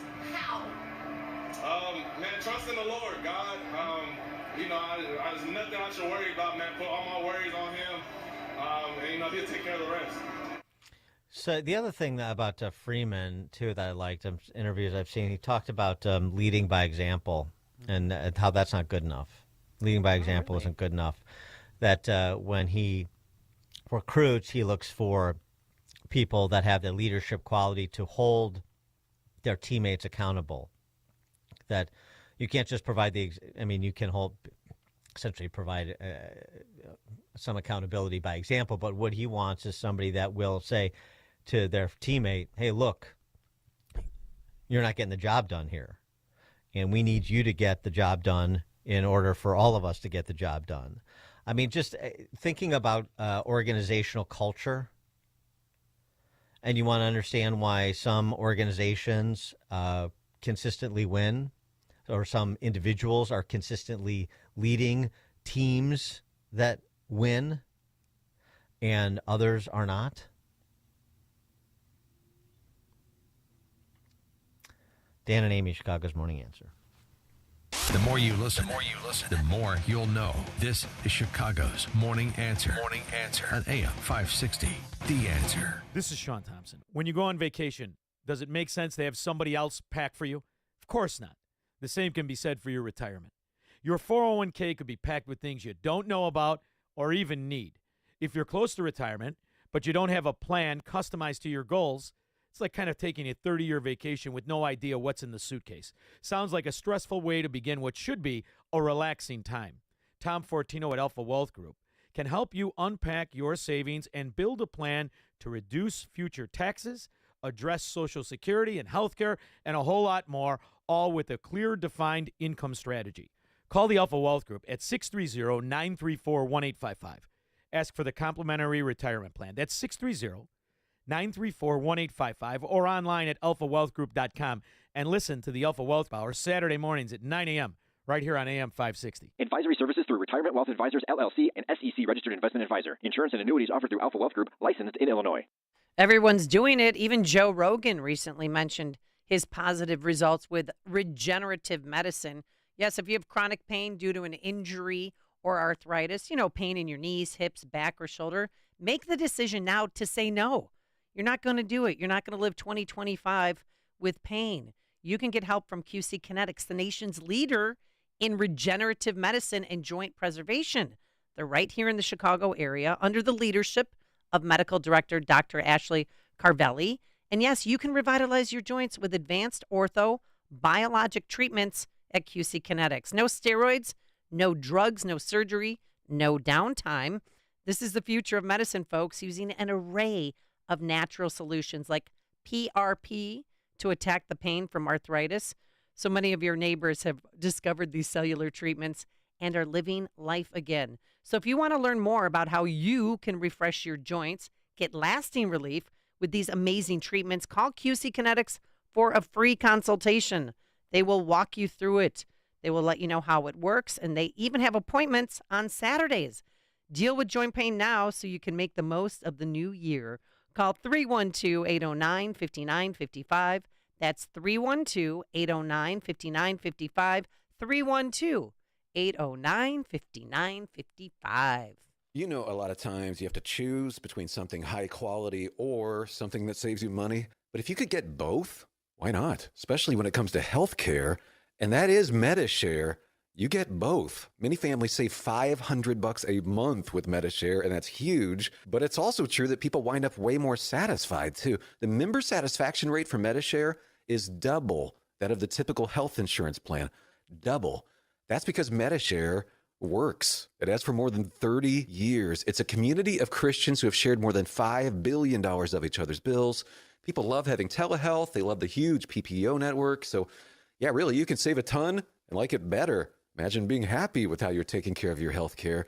So if you're self-employed or part of the gig economy, or you just want a plan you're happy with, you can call right now and get a price in 2 minutes. Here's the number. Just call 888-SHARE-19. That's 888-SHARE-19.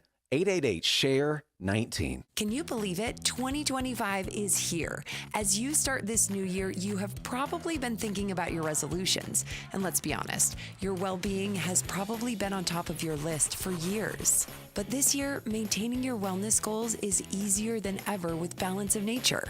Balance of Nature's whole food ingredient supplements have 31 varieties of fruit and vegetable ingredients, from tomatoes to sweet potatoes. No synthetics or added fillers. Finally, a resolution that will be a breeze to keep. Make 2025 the year you feel your best, and keep celebrating for years to come. Happy New Year! Start the year right and get big savings on Balance of Nature supplements with our limited time New Year's deal. Go to balanceofnature.com and sign up as a new preferred customer to get 35% off your first preferred set, plus a free fiber and spice supplement.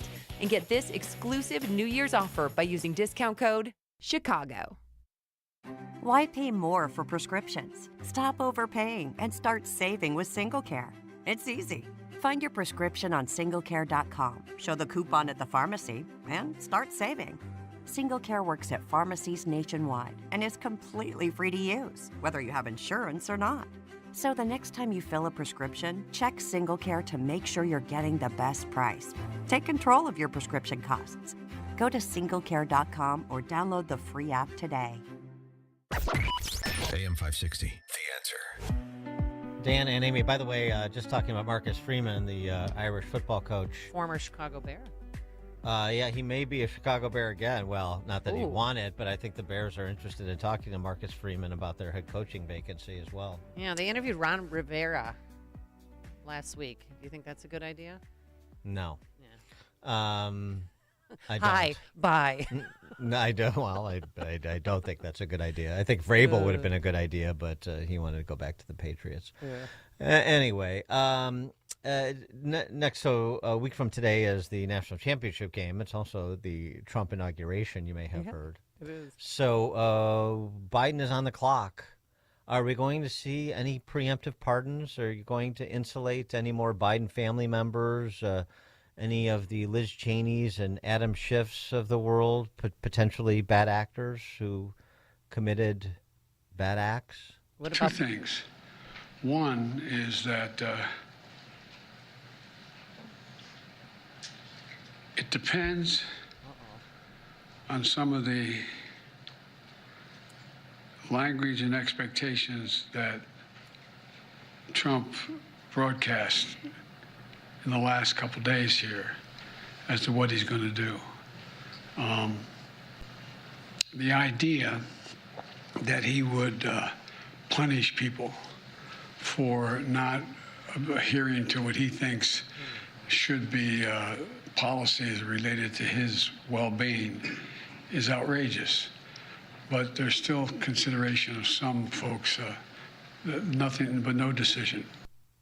Okay, so that sounds like a yes to me. And I'm sure he is getting implored by Liz and Jimmy Biden and others, Adam Schiff, to issue those preemptive pardons. But then they asked, are you going to pardon yourself? Mr. President, have you had any reaction to the President Trump's verdict today up in New York and whether or not you believe that the punishment fit the crime? And also, sir, on pardons, have you ruled out a pardon for yourself or any other additional members of the family? For myself? Yes, sir. What would I pardon myself for? That's what I'm asking.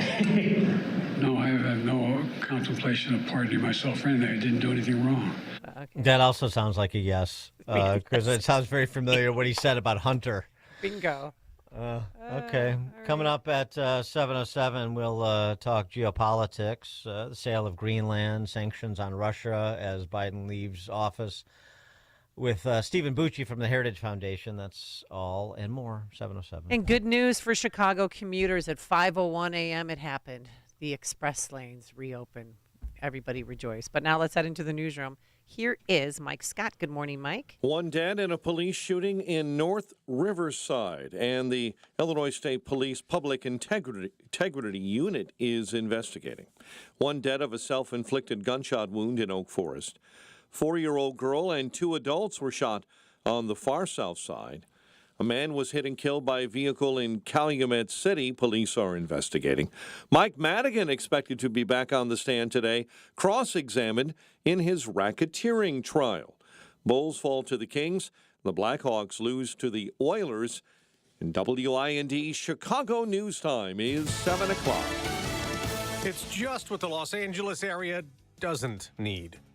I'm Dave Anthony, Fox News. Santa Ana winds will be whipped up again to near hurricane-force gusts. It's so dry because of these winds that the brush or fuel, if an ember lands on it, has a 65% of ignition. So we're chasing fires. LA Fire Captain Eric Scott. 3 wildfires still burned, 2 barely contained. Connor Henson with Fox Edge is out in burned out Pacific Palisades. Right now they're concerned about Brentwood. That's another highly populated area. The Mandeville areas where we're seeing lots of airdrops, water, different fire retardant being dropped there to kind of create a barrier. But of course, the big concern is strong winds coming back later today and getting even worse tomorrow. Well, the fires are blamed for at least 24 deaths, with more people unaccounted for. More than 12,000 houses and buildings have burned. Jake Steinfeld of Body by Jake tells Fox. I lost my home. It's the strangest thing to even talk about.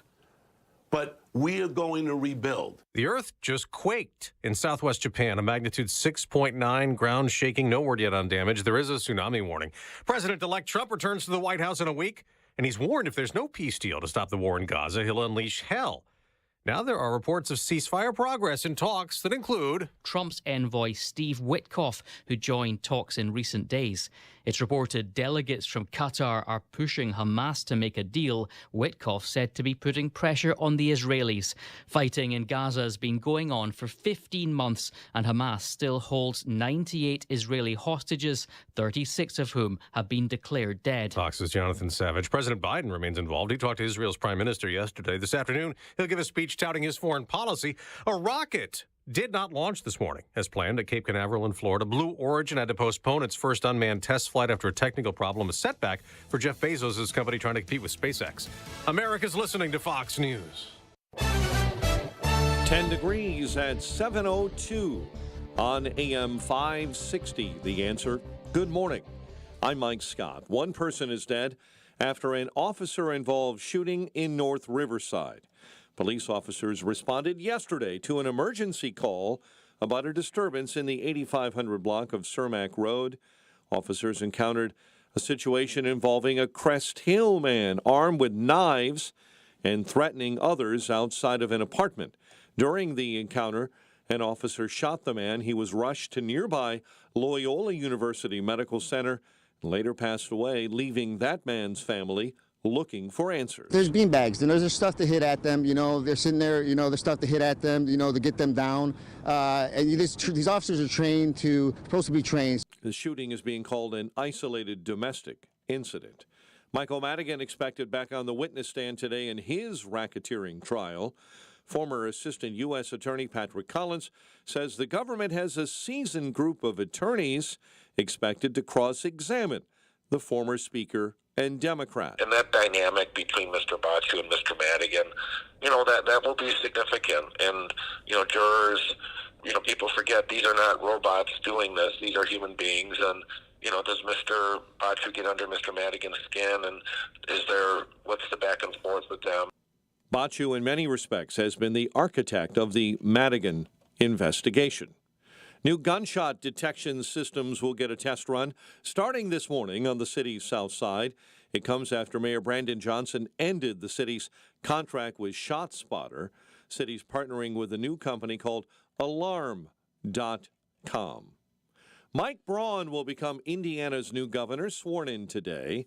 He succeeds the term-limited governor Eric Holcomb. Republicans have held the office of governor in Indiana since Mitch Daniels won the 2004 election. Bulls went quietly last night in the closing minutes of a 124-119 loss to Sacramento. They host the Pelicans tomorrow. The Blackhawks host the Flames tonight. Former linebacker and three-time Super Bowl champ Mike Vrabel spurns the Bears and heads back to coach his old team, the New England Patriots. The news, a service of Low T Center. If you're not feeling the same energy anymore, testosterone therapy, or TRT, may be the answer. Low T Center brings over a decade of experience. LowTCenter.com to book your appointment. LowTCenter.com. A check of traffic and weather on the way next on AM 560. Larry Elder believes this could be just the start. Last 4 years, minimum of 10, maybe 12 million illegal aliens in this country, unvetted, from virtually every single country in the world. Hundreds have been intercepted who are on the terror watch list, and those are the ones that we caught. The FBI has investigations into domestic terrorism in every one of the 50 states. And the fact that this doesn't happen more often, to me, is mind-boggling. The Larry Elder Show, weeknights at 8, right before Sean Hannity at 10 on AM 560. The Answer.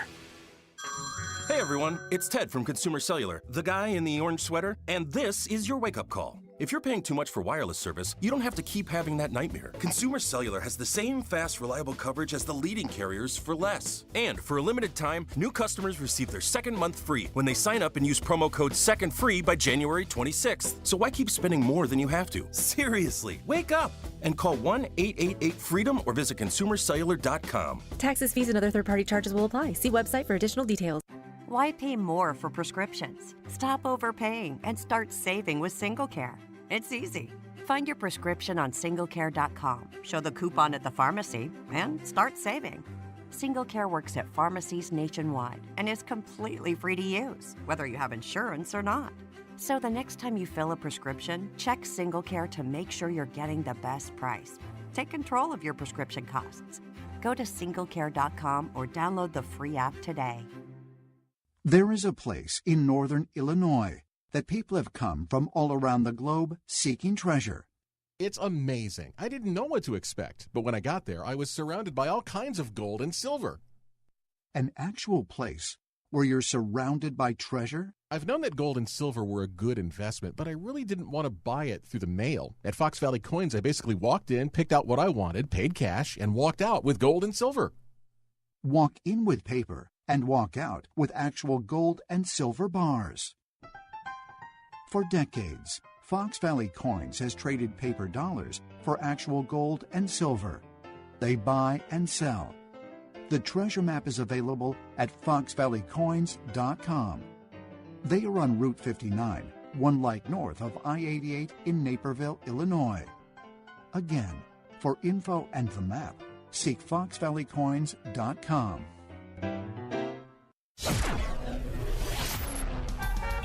7:07, Team Hochberg Traffic Center time.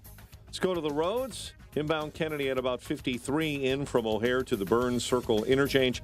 Watch out for an accident far west end on the inbound side. It's between Bessie Coleman and Manheim. You've got a left lane block. And an accident on the outbound Kennedy just past the junction, the crash between Belmont and Montrose. Delays on the inbound Dan Ryan of about 25 minutes. Inbound between 95th and the Circle. Problems on the south side of structure fire cleanup, 75th and Stony Island, and an accident in Carroll Stream, County Farm, and North Avenue. Chicago's Morning Answer with Dan and Amy continues next. Now your official Chicagoland weather forecast with Steve Williams. Sunshine, a few clouds, a windy, cold day. High today at 22. Clear, frigid night tonight with a low of 8. And then sunny, brisk, a very cold day again tomorrow, the high 17. Sunshine for Wednesday, not as cold, high 24. I'm Steve Williams on AM 560, The Answer. Officially 11 at O'Hare, 12 at Midway, 8 in Aurora, 10 in Waukegan, 9 in Morris. And your next news update is at 7:30. Chicago's Morning Answer continues next on AM 560, The Answer. Now, from the Signature Bank Studios, this is Chicago's Morning Answer with Dan Proft and Amy Jacobson on AM 560, The Answer.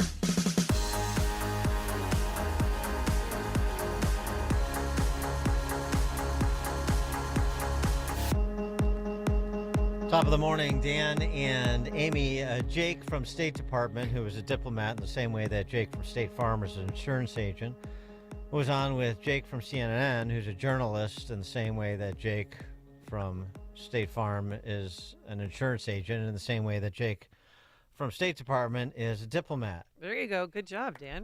Thank you very much. Thank you. And he provided perspective on where the Biden regime leaves America and her place in the world with President Trump retaking office on Monday, a week from today. Well, I'd start by saying our alliances are stronger than we found them 4 years ago. They're stronger than they've been in decades. NATO is more powerful, purposeful, and bigger. Our alliances in the Asia Pacific are at all-time highs. And our adversaries and competitors are weaker across the board. Russia's weaker, Iran's weaker, China is weaker, and all the while we kept America out of war. So I think the American people are safer and the country is better off than we were 4 years ago, and we're handing all that off to the next team, as well as having the engines of American power humming, our economy, our technology, our defense industrial base, our supply chains. So the United States is in a stronger, more secure position, and our competitors and adversaries are weaker and under pressure. I think that's the main handoff that we will make to the incoming team. Yes, pay no attention to those wars in the Middle East or Eastern Europe. For more on this, we're pleased to be joined by Stephen Bucci. Served America for 3 decades as an Army Special Forces officer and top Pentagon official. Now a visiting fellow in the Heritage Foundation's Allison Center for Foreign Policy Studies. Stephen, thanks for joining us. Appreciate it. It is always my pleasure to be on the show. Is that your assessment as well? Do you share Jake Sullivan's assessment of where America stands 4 years after Biden? Absolutely not. I loved your intro about Jake. I think it's probably being charitable to him. Look, I have probably disagreed with Jake Sullivan about everything he's ever talked about in public. It used to just be about Iran. That was kind of his big thing, and the whole Iran nuke deal that he did when he was working for President Obama. But now he's embraced the entire world, and he gets it just as wrong as he did when he was just talking about Iran. Look, we are not better off. We have not avoided war. We've been on the periphery of them, but we've had major connections to every one of these conflicts.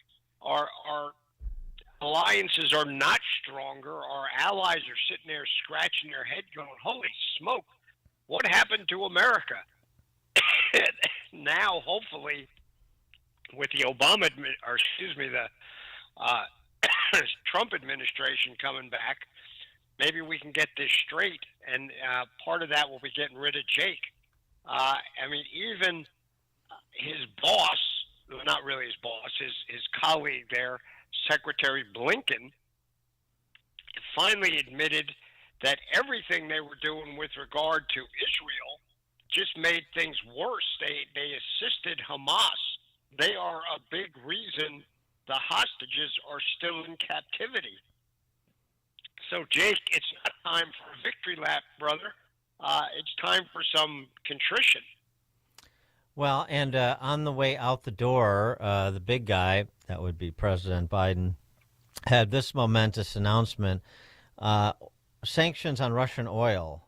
Well, that took a while. These Russian hardliners that we allegedly have in the White House at present. Here was Biden explaining why now. Mr. President, you talked about gas prices coming down. You made today a decision about sanctions against Russia. Are you concerned that that decision will perhaps lead to gas prices going up? And can you explain why those sanctions were imposed today and not earlier in the term? The sanctions are imposed today because they will have profound effect on the growth of the Russian economy and make it more difficult for Putin to conduct his wars. It is probable that gas prices could increase as much as 3-4 cents a gallon. But what's going to have a more profound impact on Russia's ability to continue to act in the way it's acting in the conduct of war. So the reason he didn't do it previously is because he didn't want gas prices to bump up 3 or 4 or 5 cents a gallon during the election.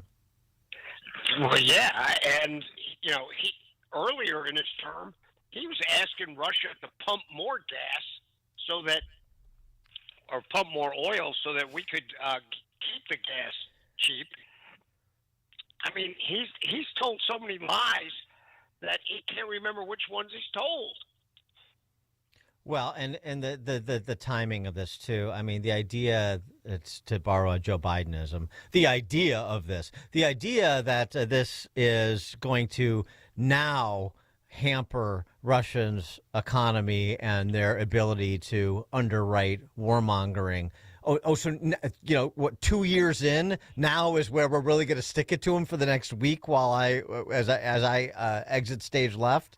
I mean, the thing is, it's really embarrassing for anybody who, not even just for Biden, but for anybody who believes this act.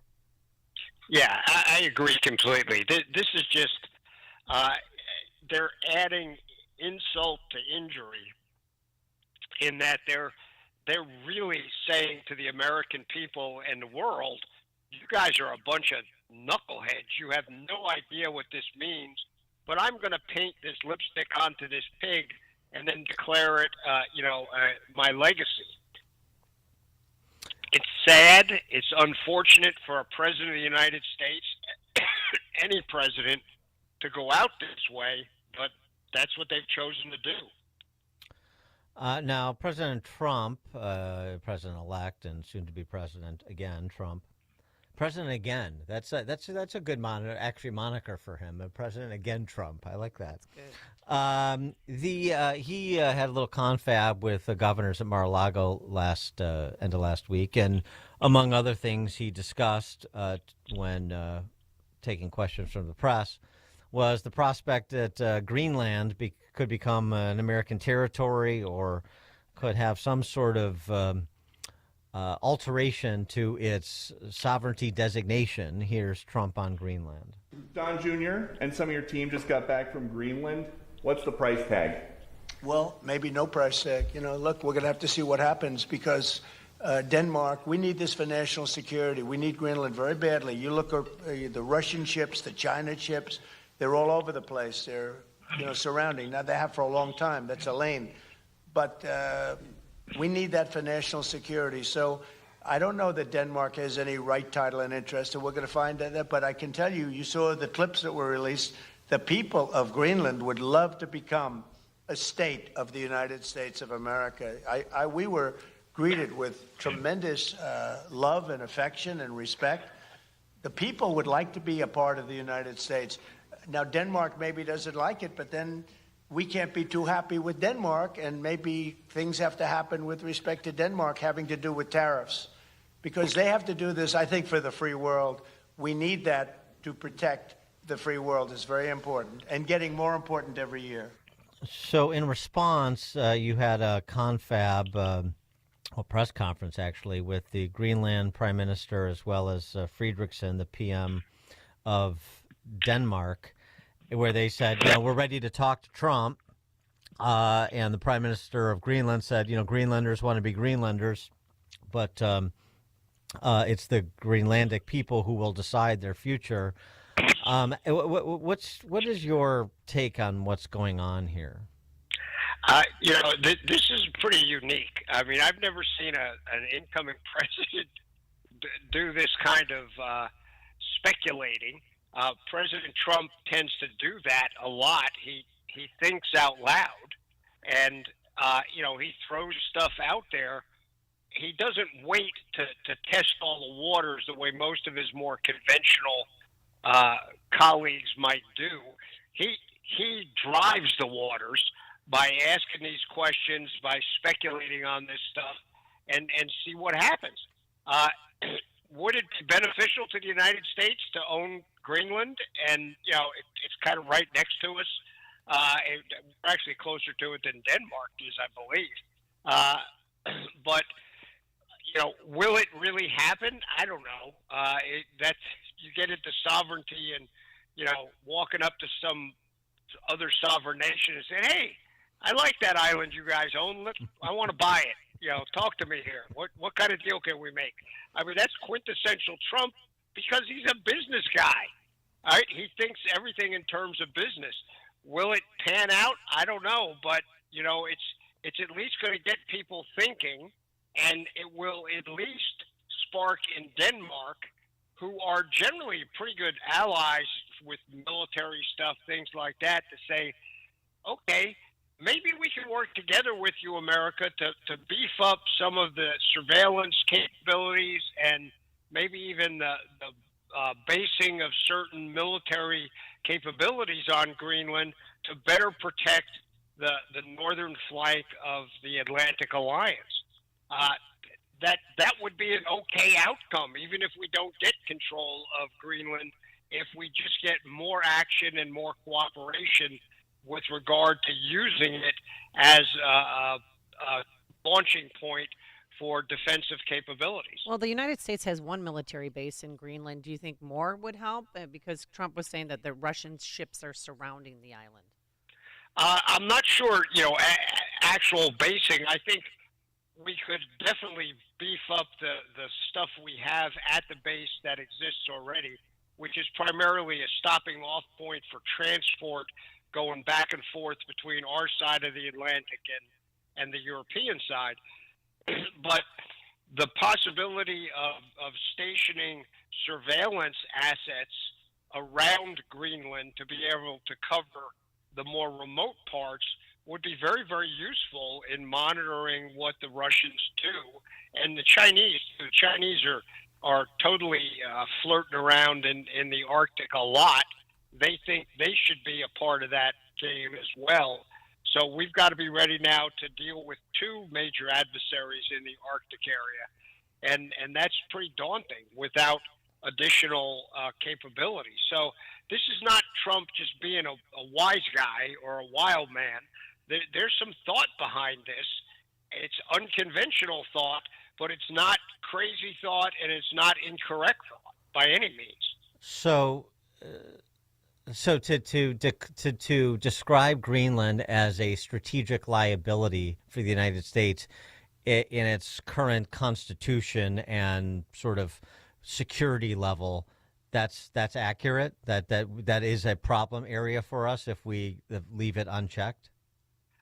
It's an area that we could add to our security if we directly controlled it, or if Denmark was willing to partner with us to beef up its capabilities. Right now, we've got a great base there that I've landed on a bunch of times, going back and forth to deployments, but it's not used particularly for offensive capabilities or even defensive assets. And there's a ton of, terrain up there, all of which has this, it borders on the northern water areas that Russia and now China are using. So we could make it a lot better if we had other assets up there, either human or in some cases could just be tech that we put in place there for surveillance capabilities. I won't say it's a liability, but it's definitely something that we could make much more of a strength if we beefed it up. And what your reaction with Trudeau's resignation and the jawboning going back and forth between Trump and various politicians in Canada? I mean, setting aside for a second the idea of 51st state and that, so on and so forth, but more the question about the West changing, the prospect of Poilievre and Conservatives taking control of Canada, what you see happening in parts of Central and Eastern Europe, and to some extent even Western Europe, as former Western European leaders are trying to do some revisionist history of their legacies for the purposes of protecting them. I speak specifically, and I know it's a lot here, but I just want to fold her in as well because she is the main culprit, I would argue, of the multiculturalism that was pursued by Western Europe for the past 3 decades. I'm talking about former German Chancellor Angela Merkel. She said that her essentially multiculturalism, that was a fancy word for saying open borders in Western Europe, her decision was guided by a humanitarian imperative, and she would not change her call. For me, this was not about an influx, but about people, and it was fully irrelevant whether they had a right to stay in Germany or not. The consequences of the policy choice, failed integration, ballooning welfare spending, increased crime, political polarization, she said, can be partly blamed on Germans' lack of will to change. That whole paradigm of Western Europe and leftist Westerners like Trudeau and Canada, that seems to be not just shifting, it seems to be on the cusp of being discarded in total. Yeah, I mean, we could wrap this whole topic up by looking at what happened here in the United States, right? We tried Trump before through some shenanigans or however deep you want to go. The leftists came back in with Biden, and the American people said, okay, now we're really sure this was a bad idea. Get rid of this junk. Let's go back to taking care of American interests and the American people, and not trying to be the donor for the world or the landing place for every person who decides they're dissatisfied in their country. That's a big step, and that's what Angela Merkel was doing. That's what Trudeau was trying to do. They wanted to fundamentally change the cultural and philosophical underpinnings of Western society to be more open to all these other philosophies in parts of the world where they're failing, where they have failed. We see, they do the same thing with leftist philosophy, guys. Communism didn't fail. It just hasn't been applied properly. Well, how many chances do they get at the apple before we finally say, this is a stupid idea, stop doing it? The multiculturalism, the open borders, the discarding of Western civilization's foundations is a stupid idea. And we need to stop. And we're seeing it in Italy. We're seeing it all over Eastern Europe. We're seeing it in France. There's a reaction to it. We're seeing it clearly now in Canada. We don't need Canada as the 51st state. We just need Canada as a sane ally living on our border. And we weren't getting that with Trudeau. He was a loon and a leader who betrayed his own people for the sake of his ideologies.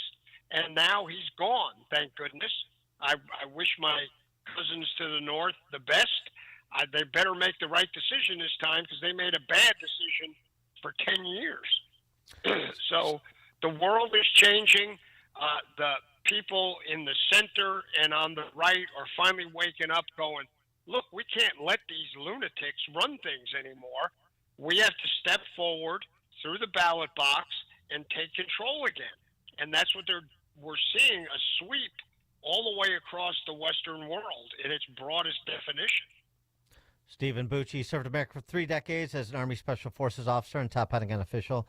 Now a visiting fellow in the Heritage Foundation's Allison Center for Foreign Policy Studies. Stephen, thank you as always. It's my pleasure, guys. We'll talk to you next week. All right, thank you. And he joined us on our turnkey.pro answer line. It's like a hot, steaming cup of information to start your day. It's Chicago's Morning Answer on AM 560. The Answer. If you're self-employed and purchase your own health insurance, I have some great news. From now until January 15th, the health insurance exchanges are open again. And even if you've never qualified for a health insurance subsidy before, you most likely will now. The American Rescue Plan expanded subsidy eligibility to millions of Americans who have never qualified before, even to those with high income levels. And this year, you can purchase a PPO policy, which includes access to Northwestern Medical Group. Employers who provide small group coverage also have new options, and so do seniors looking for Medicare supplement coverage. Call me. I can help. If you're tired of calling a bureaucrat at an 800 number to help you navigate Obamacare, then you need a local expert on your side. C. Stephen Tucker from healthinsurancementors.com is someone I know and trust. He's a 30-year licensed broker who's been educating our listeners for more than 10 years. Steve, how can our listeners get in touch with you? Thanks, Dan. They can visit healthinsurancementors.com or call me directly at 630-674-1551. 630-674-1551. I love it. Do it every day, even on the weekends. Take Balance of Nature. Why? Not getting enough fruits and veggies on my own, and that's where Balance of Nature comes in. 6 capsules. You're getting several servings of 31 different whole fruits and vegetables. When you crack open those capsules, you can smell the fruits. Crack open the vegetable capsules, and guess what? You can smell all the vegetables. It's that good. I mix mine in warm water. Some people sprinkle it over a salad or mix them into a juice drink or just take them the old-fashioned way. Either way, you're going to love it. You're providing, again, your body with 31 different whole fruits and vegetables, and your body, mind, and heart's going to thank you for it. So be one of the cool kids and order your bottles of fruits and veggie supplements today. Call 800-246-8751. It's never too late to do something for yourself and get healthy. 800-246-8751. Use coupon code Chicago to save 35%. Call now or order online at balanceofnature.com. Use coupon code Chicago. Guys, Dan Proft here. It's a new year and time to keep that promise of getting your testosterone levels checked. If you're lacking energy, muscle mass, or have low libido, it could be low testosterone. Testosterone therapy, or TRT, may be the answer. But we all have different T levels, so don't settle for a standard dosage TRT plan. Look for a personalized treatment plan like you'll get at Low T Center. And for current patients, Low T Center offers a $150 referral credit when you refer a new patient. So go to lowtcenter.com to book your appointment today. Low T Center, reinventing men's healthcare. AM 560, The Answer. All right, coming up on Chicago's Morning Answer. At 7:37, we return to California and the general dysfunction of places like Los Angeles and California with Noel Rothman. That's 7:37. But now into the newsroom we go. Here is Mike Scott. Sunshine at 7:31, 9 degrees above zero, and firefighters say 2 trams collided over the weekend in Strasbourg, France. First responders have just updated the number of people hurt there, 50 in a state of emergency with wounds and fractures. Number of fatalities being investigated as fire-related from the wildfires in Los Angeles has risen to 24. L.A. County Sheriff's Department has also arrested nearly 30 people in areas impacted by the Palisades and Eaton fires. We had several more arrests overnight, bringing our total to approximately, I'm going to say approximately because we're still trying to reconcile numbers, about 29. Sheriff Robert Luna, while Rich Thompson with the National Weather Service says there are more red flag wind warnings up for today. Very low humidity, and again, the vegetation is still very, very dry. So that leaves a recipe to produce some very critical fire weather conditions, and therefore that's why we do have the red flag in effect until 6 o'clock Wednesday evening. People across the southeast digging out from heavy snow. Parts of Arkansas and Oklahoma got a foot, 2 inches of snow in Atlanta. The Senate plans to start confirmation hearings this week for some of President-elect Trump's cabinet picks. Senators on Tuesday will consider Doug Collins, a former Navy chaplain, to lead Veterans Affairs. One person is dead following an officer-involved shooting in North Riverside. Police officers responded yesterday to an emergency call and a disturbance in the 8500 block of Cermak Road. That encounter left one man dead and that man's family looking for answers. A 4-year-old girl is among 3 people wounded following a drive-by shooting on Chicago's far south side at 134th and Carondelet. Rescue crews pulled a man from the icy waters of Lake Michigan Sunday morning near Burnham Harbor. The man was found behind a boat and was pulled by emergency crews. The new leader of Chicago's annual St. Patrick's Day Parade was crowned on Sunday. 2025 Chicago St. Patrick's Day Parade, Kara Walsh. Kara Walsh was crowned this year's queen during a contest Sunday afternoon at the local 130 Plumbers Hall. I'm excited for new friendships, new partnerships, and it's just going to be a great year. We're super excited. Chicago Journeyman Plumbers Local Union 130 oversees that green dyeing of the Chicago River for St. Patrick's Day.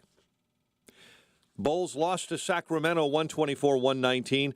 Blackhawks blew a 2-goal lead in a weekend loss to Edmonton, and they take on the Flames tonight. The news service of Low T Center. If you're not feeling the same energy anymore, testosterone therapy, or TRT, may be the answer. Look for the personalized treatment you'll get with the TRT experts at lowtcenter.com.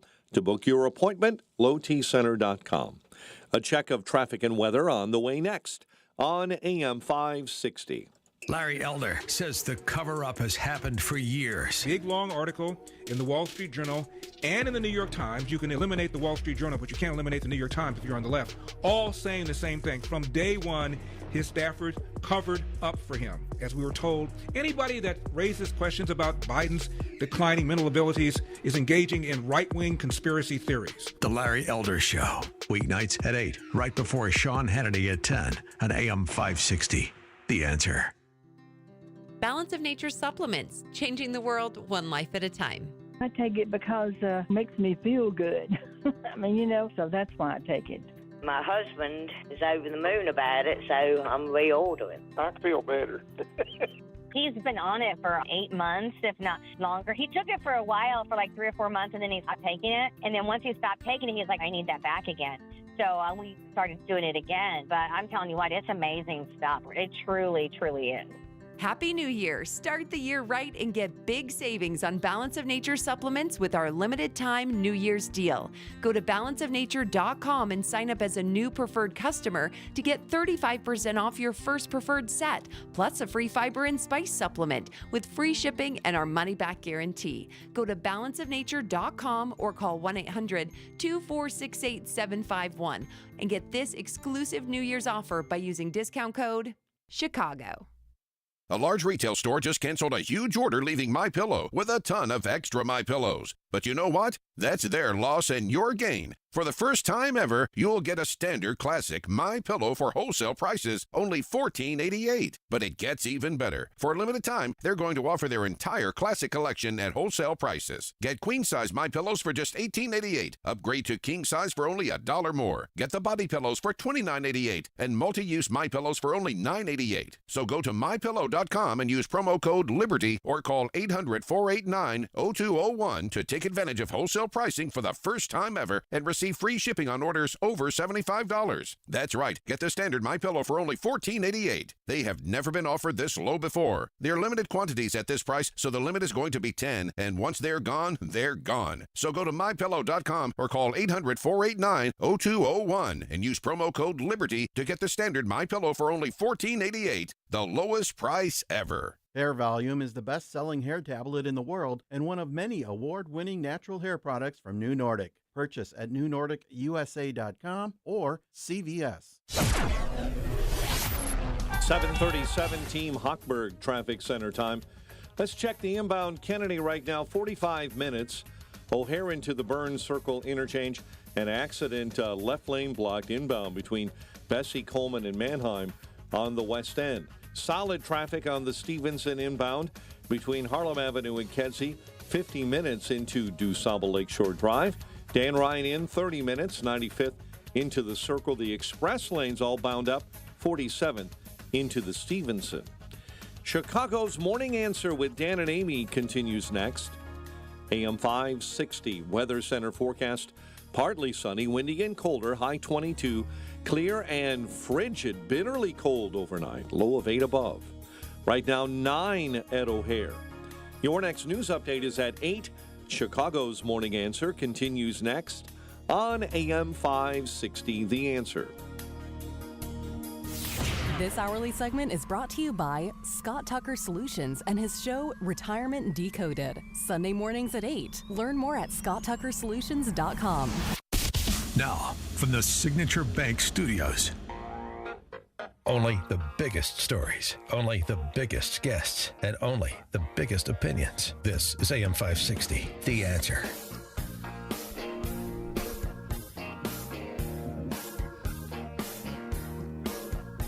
Top of the morning, Dan and Amy.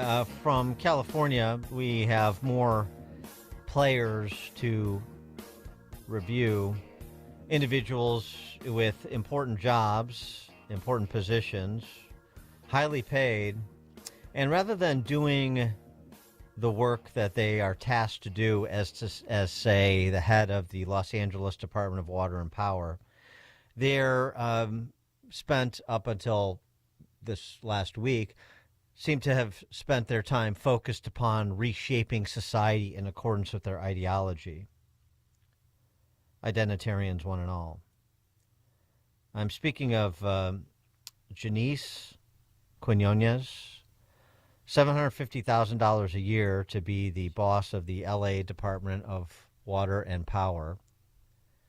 And here is what guides her North Star in that role. You call it powered by equity, and I know that it's been really important for the DWP to put an equity lens on everything. Yes. Yeah, and that's the number one thing that attracted me to this role. Coming from the communities that I come, seeing what I've seen through my career in utilities and through the military. I've been in the Coast Guard 19 and a half years now, so I got 6 more months to qualify for my 20 years, which was my original goal. Wow, congratulations, and thank you for your service. Thank you. Yeah. It's important to me that everything we do, it's with an equity lens and social justice and making sure that we right the wrongs that we've done in the past from an infrastructure perspective, and that we involve the community in that process. And this utility is serious about it, is authentic about it. And so I'm just super excited to be part of that movement. The reservoir, the Santa Ynez Reservoir, which holds 117 million gallons of water, supplies 3 tanks to the Palisades area, was drained for maintenance during brush fire season. While the 3 tanks, each with a capacity of 1 million gallons, were full at the time of the fire, they were unable to meet the demand without the reservoir to refill them. This is the latest round of infighting, I think it's fair to describe. First, we had Karen Bass, the mayor of L.A., and the L.A. Fire Department chief, Kristen Crowley. Now we have Gavin Newsom sending a letter to the Department of Water and Power, Ms. Quinones, asking why was this reservoir offline. And yet, what do they share in common, all 4 of those principles and many others? We could fold in the emergency management system, too, which keeps sending out alerts that are telling the entire county to evacuate. They don't know why it's happening. They're working with their federal and state partners to figure out how they can actually use their alert messaging system to proper ends. They're not sure as of last telling. Well, it's creating unnecessary panic. What do they all have in common? They all come from the same discipline, the identitarian discipline, focusing on righting real or manufactured wrongs of the past. They're going to make the world a better place, not by fighting fires or making sure fire hydrants work or making sure reservoirs are filled or making sure messaging systems work properly. No. They're on the hunt to make sure that the composition of the workforce in their department is just so, for example.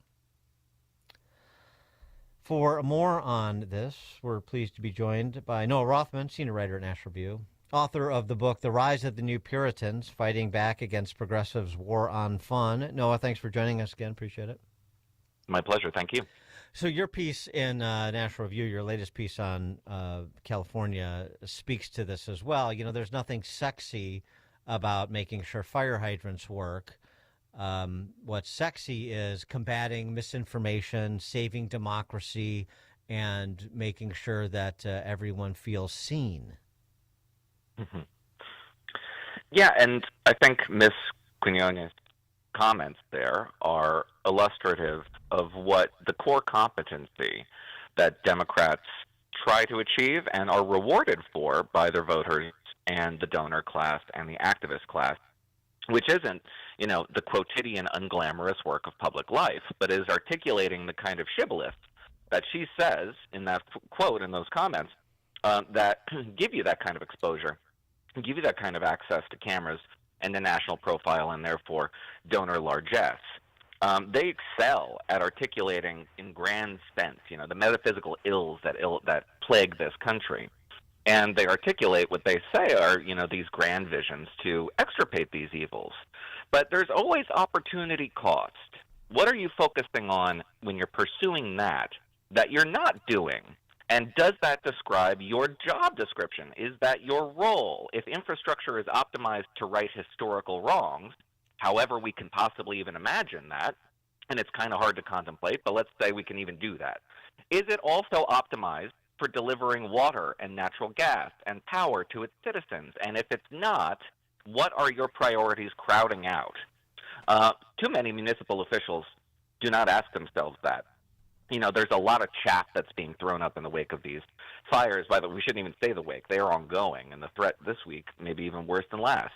Mm-hmm. So we don't know exactly what happened with, you know, the water levels, although Mr. Caruso, who challenged Karen Bass for this mayoralty, says they were low, and apparently he seems to have been right, at least with this particular reservoir in the Palisades. And, you know, do they have enough firefighters? Were these budget cuts? A lot of chaff is being thrown up here, and it seems like those who on the right, who are critical of Ms. Bass, have it correct, that there were budget cuts, that there were personnel problems, that the reservoirs were not entirely full.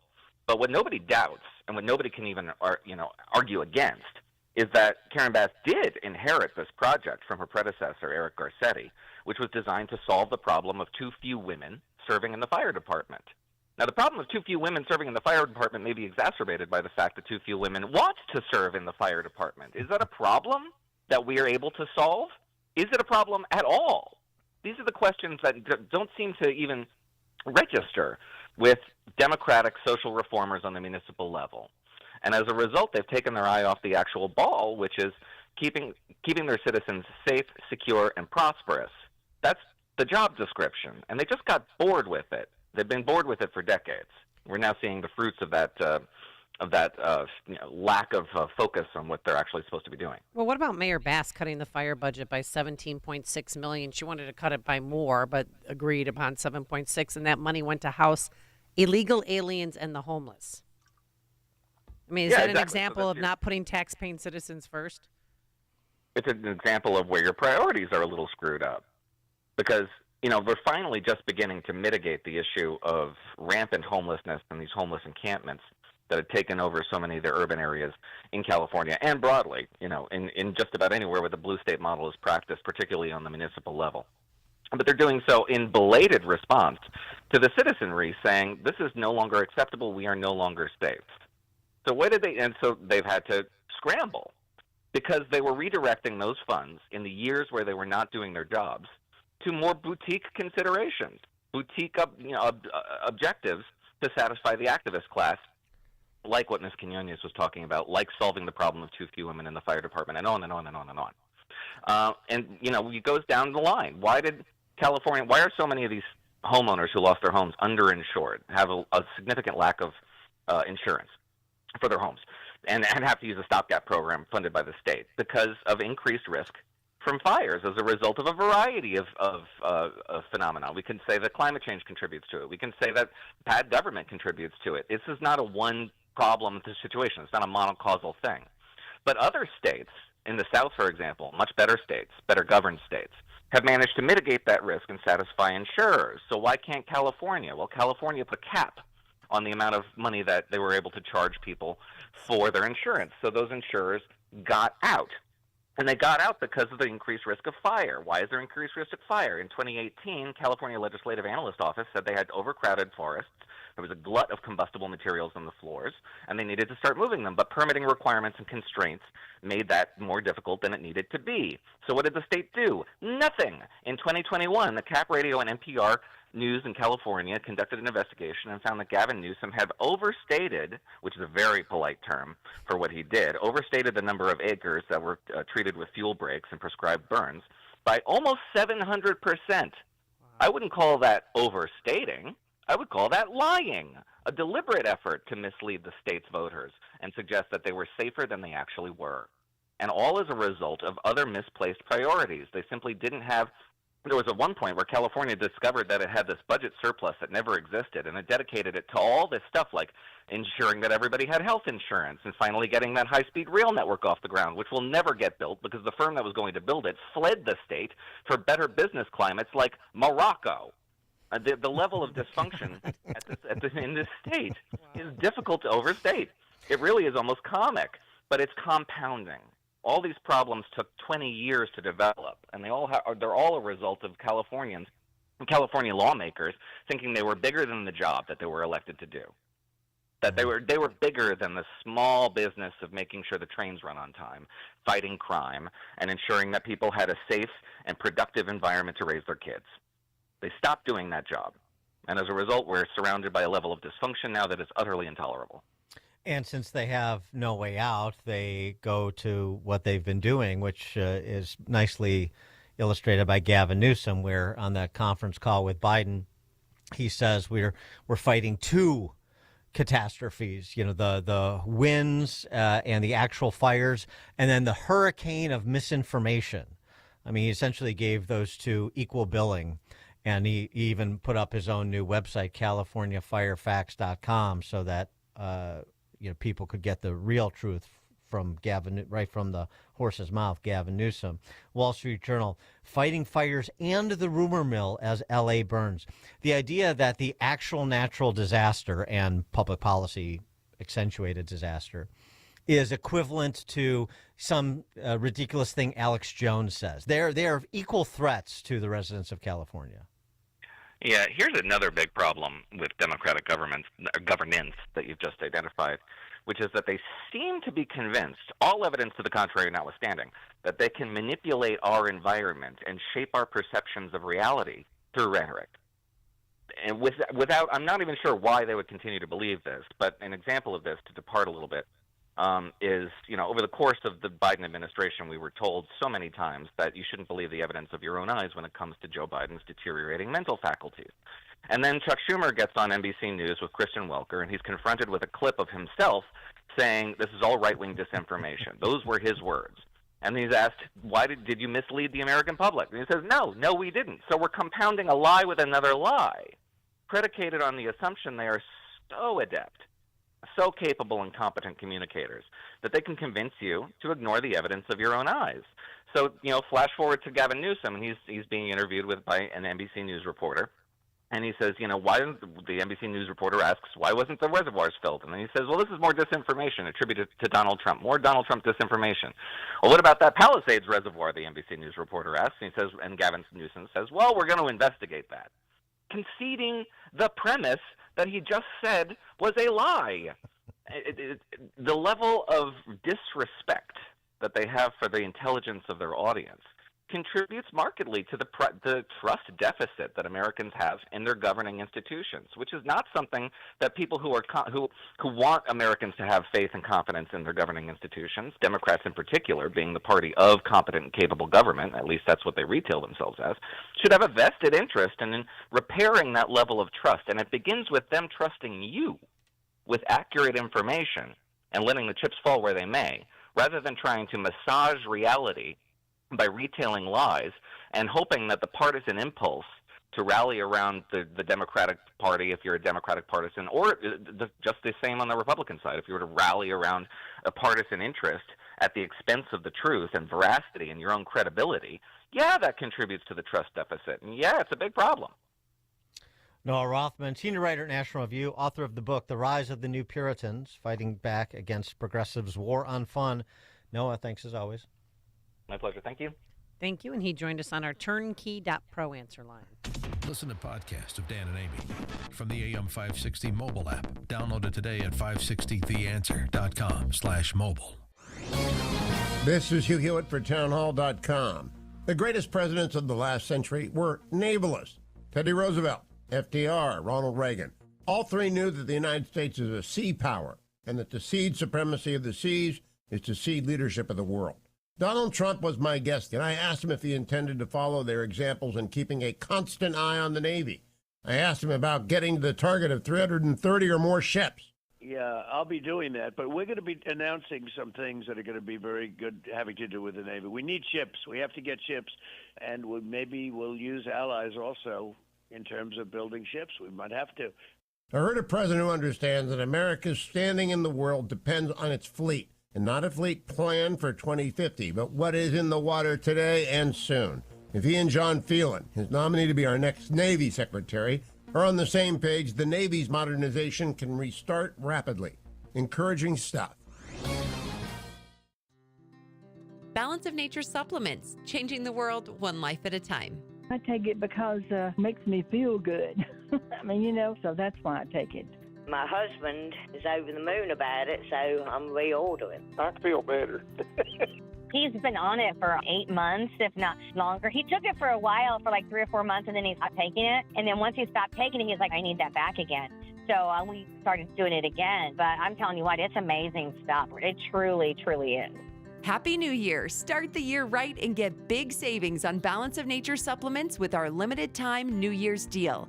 Go to balanceofnature.com and sign up as a new preferred customer to get 35% off your first preferred set, plus a free fiber and spice supplement with free shipping and our money-back guarantee. Go to balanceofnature.com or call 1-800-246-8751 and get this exclusive New Year's offer by using discount code CHICAGO. You know, a lot of times you have to choose between something high quality or something that saves you money. But if you could get both, why not? Especially when it comes to health care, and that is MediShare. You get both. Many families save $500 a month with MediShare, and that's huge. But it's also true that people wind up way more satisfied, too. The member satisfaction rate for MediShare is double that of the typical health insurance plan. Double. That's because MediShare works. It has for more than 30 years. It's a community of Christians who have shared more than $5 billion of each other's bills.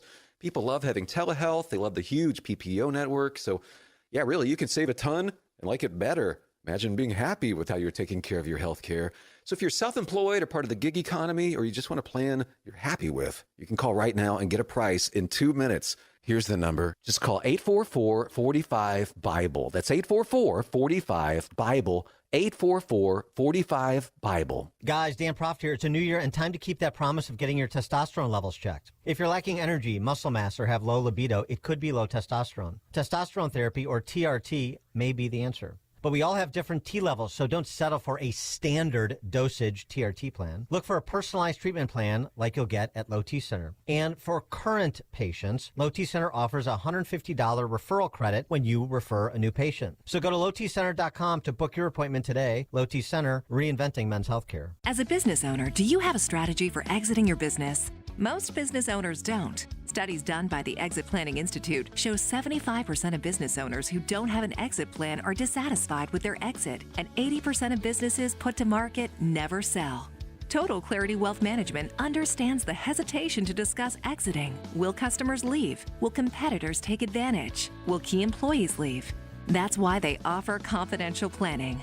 Contact Anne-Marie at Total Clarity Wealth Management. Discover what the financial foundation should be to pursue an exit that is satisfying. At some point, you are going to leave your business. Will it be on your terms? Total Clarity can show you the way to financial readiness and keep you on track. Anne-Marie is a certified exit planning advisor. Visit TotalClarityBusiness.com. That's TotalClarityBusiness.com. Securities offered through LPL Financial. Member FINRA SIPC. Investment advice offered through Total Clarity Wealth Management, Inc., a registered investment advisor and separate entity from LPL Financial. Salem News Channel is America's fastest growing conservative TV network. It's an absolute crazy day. Home to the largest lineup of free speech champions anywhere. Delivering in-depth insight and unapologetic opinion on today's biggest news stories. Americans aren't going to put up with this anymore. SNC brings you the news that matters, told with integrity and clarity. Watch Salem News Channel free 24/7 on your television. Stream now on Xumo Play. AM 560, The Answer.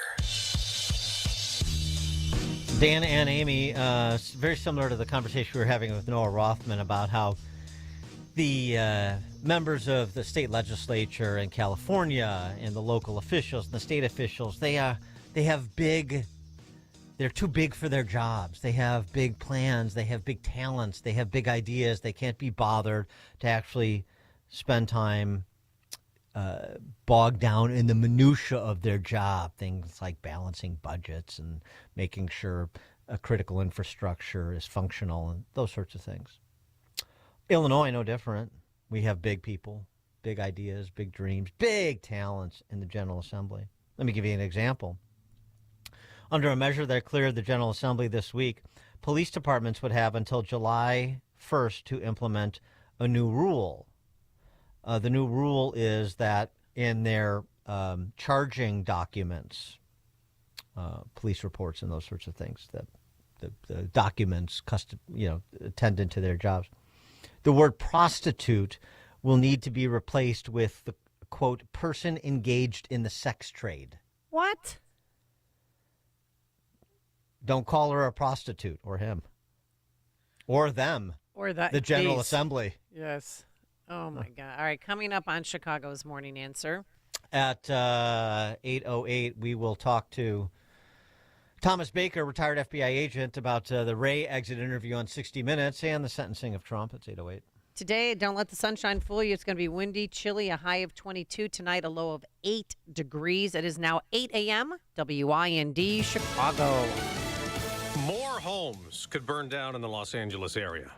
I'm Dave Anthony, Fox News. It's real.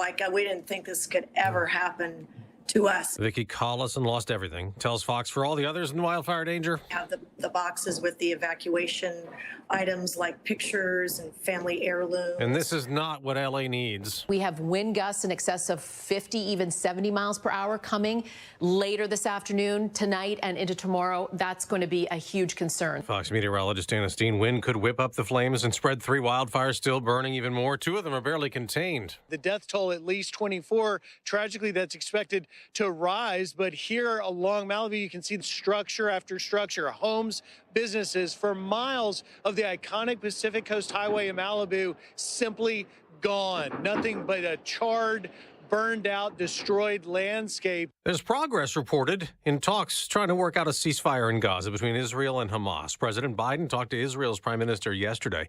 He also talked to the relatives of 3 Americans detained in Afghanistan who might be freed in a prisoner swap being negotiated with the Taliban, though she's more encouraged by what the incoming Trump National Security Advisor told her than her brief call with President Biden. I absolutely believe they will bring Ryan home. Anna Corbett's husband's been held by the Taliban for 886 days, and she tells Fox his conditions are not livable. He is physically declining. He told me on a call that I would not recognize him. The deal would swap Corbett and 2 others for a terror suspect the U.S. has imprisoned at Guantanamo.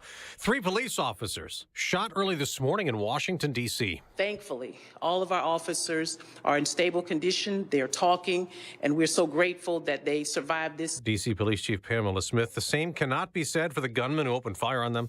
The officer shot back, and he's dead. America's listening to Fox News. 9 degrees above, sunshine, wind chills in the negative digits this morning. A new gunshot detection system will get a test run starting this morning on the city's south side. It comes after Brandon Johnson ended the city's contract with ShotSpotter last year. The city's partnering up with a new company to test that system in the Back of the Yards neighborhood. Alderman Byron Sigcho Lopez and a few other aldermen were happy to kill the ShotSpotter contract, but are still open to new technology. The ShotSpotter software was faulty. It was a waste of time. It's being actually discontinued in other cities. We're going to look at what kind of proposal is put forward. And again, we're looking at what works and not what is politically convenient. The much anticipated pilot program being tested with a company called Alarm.com. Mike Braun will become Indiana's new governor when he's sworn in today. He succeeds the term-limited governor, Eric Holcomb. A situation involving a possible armed subject in the parking lot of an Oak Forest grocery ended Sunday with that subject's death likely by his own hands on Sunday near 159th and Central. And a massive fire tore through several structures at a 10-city homeless encampment in Elgin. Firefighters found 4 to 5 structures over the weekend fully engulfed in flames. Flames were put out and no injuries were reported, but several fires have been reported at Elgin's 10-city since early December. Bulls lost to Sacramento 124-119. The Blackhawks host the Flames tonight. And wild card round of NFL action continues tonight with the LA Rams facing the Vikings, but not in LA. They'll play in Arizona due to the fires. The news is a service of the AM 560 store. Order t-shirts, hoodies, and more from your favorite AM 560 brands, including Proft University. Go to 560theanswer.com/store.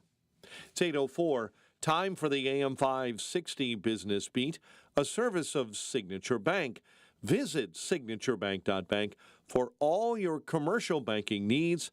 Now, the latest from the Fox Business Network.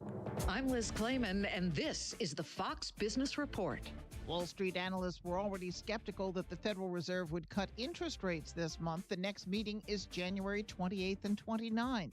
After Friday's strong December employment report, a cut this month is now considered highly unlikely. Fed officials began cutting rates last September because of signs the job market was cooling along with inflation. Since then, there hasn't been much progress on inflation, and the job market's holding up.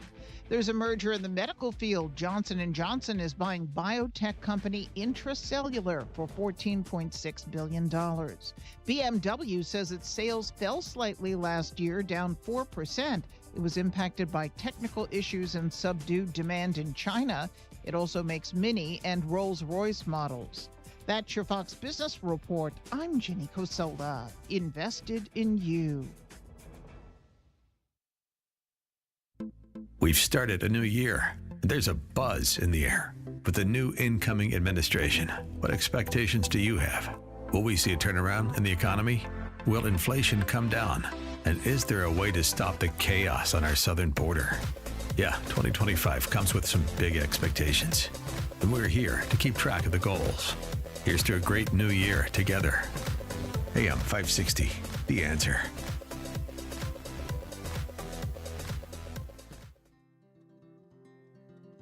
Balance of Nature's fruits and veggies supplements, changing the world one life at a time. You know, balance of nature is becoming pretty important out there to a lot of people. And when I first started, I was really impressed. I'm a healthcare professional, trained as a pharmacist. So anything that's natural, I like. And so it made a lot of sense. Happy New Year! Start the year right and get big savings on Balance of Nature supplements with our limited time New Year's deal. Call 1-800-246-8751 or go to balanceofnature.com and sign up as a new preferred customer to get 35% off your first preferred set, plus a free fiber and spice supplement with free shipping and our money-back guarantee. Go to balanceofnature.com or call 1-800-246-8751 and get this exclusive New Year's offer by using discount code CHICAGO.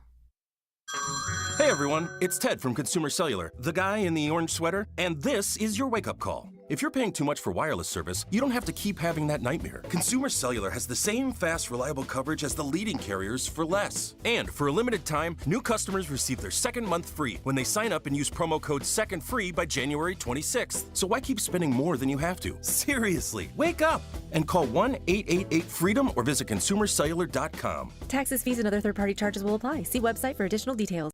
Why pay more for prescriptions? Stop overpaying and start saving with SingleCare. It's easy. Find your prescription on singlecare.com, show the coupon at the pharmacy, and start saving.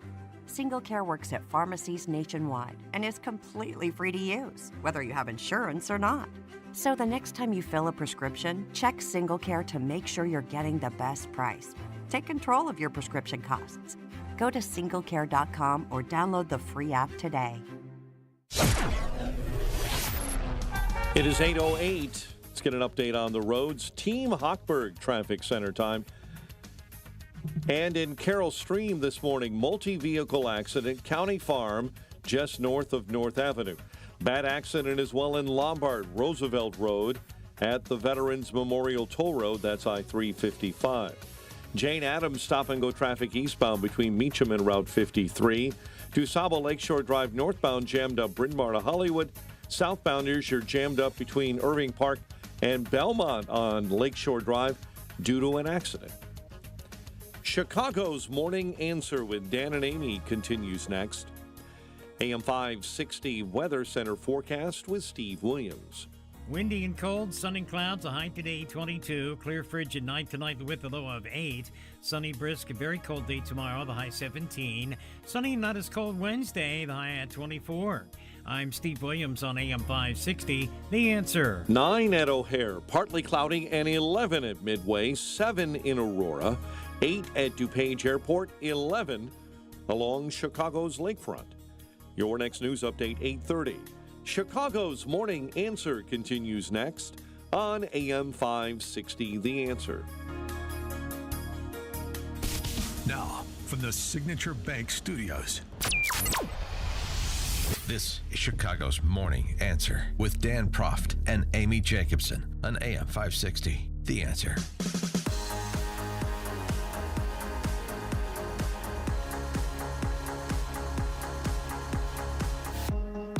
Top of the morning, Dan and Amy. Outgoing FBI Director Christopher Wray gave his exit interview to 60 Minutes. Of course he did. At which, among other things, he said this about China. China's cyber program is by far and away the world's largest, bigger than that of every major nation combined, and has stolen more of Americans' personal and corporate data than that of every nation, big or small, combined.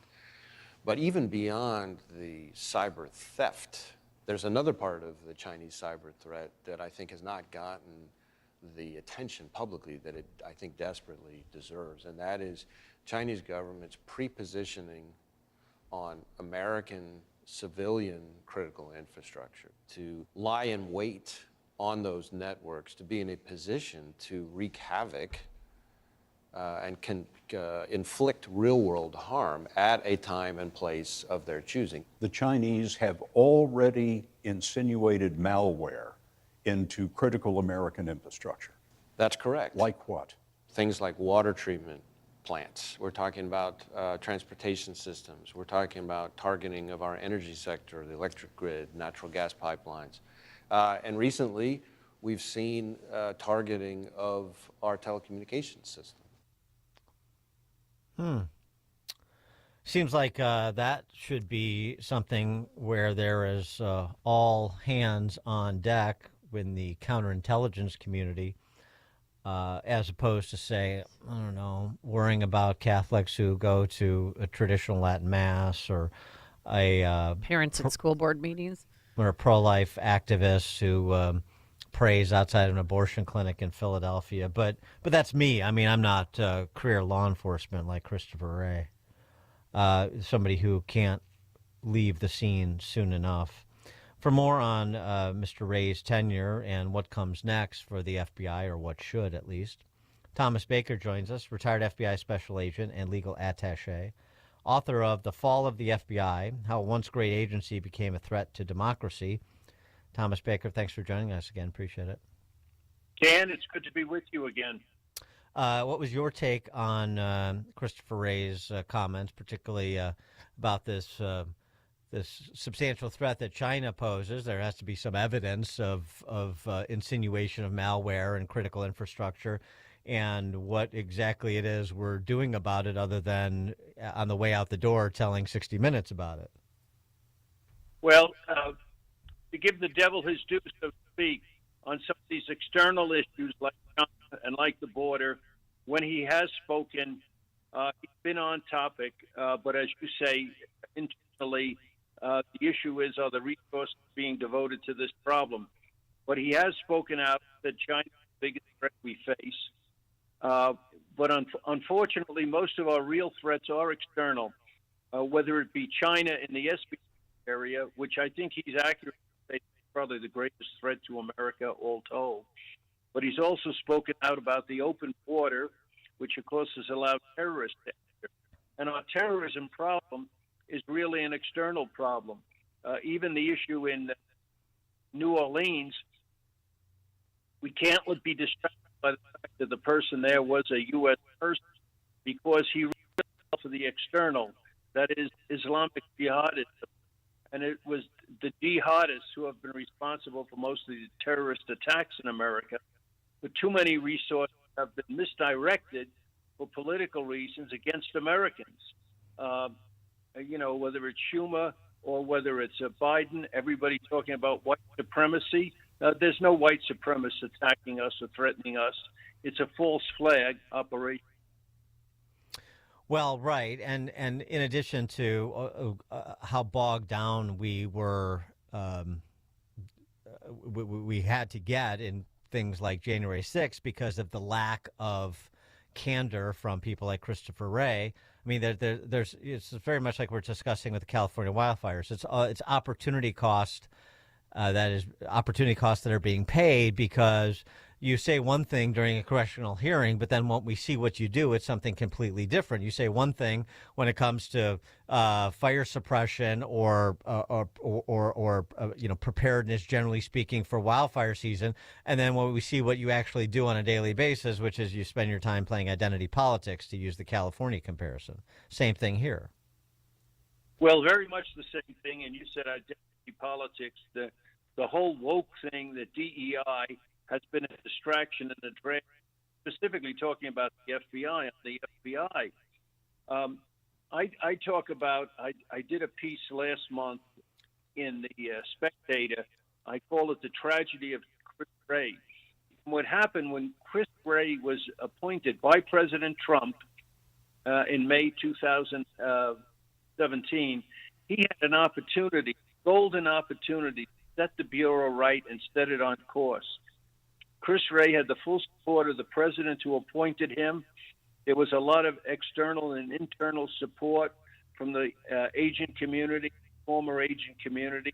He was in a position of trust. It was an opportunity. But instead, he adopted the posture that there's no problem here, that all the bad apples have been fired, they're all gone.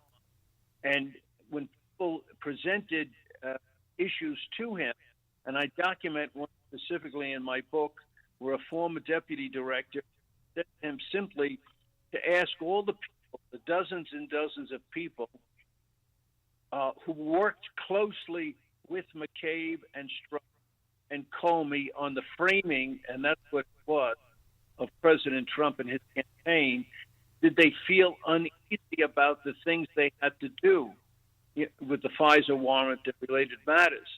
And he declined that opportunity. He said, I'm very comfortable with the people I have now. And he refused to look at that underlying cultural problem. And each time a problem came up with Chris Wray, whether it was the Dr. Nassar case or whether it was the Durham report, you mentioned the issue of the proposal by the analyst to investigate Catholics.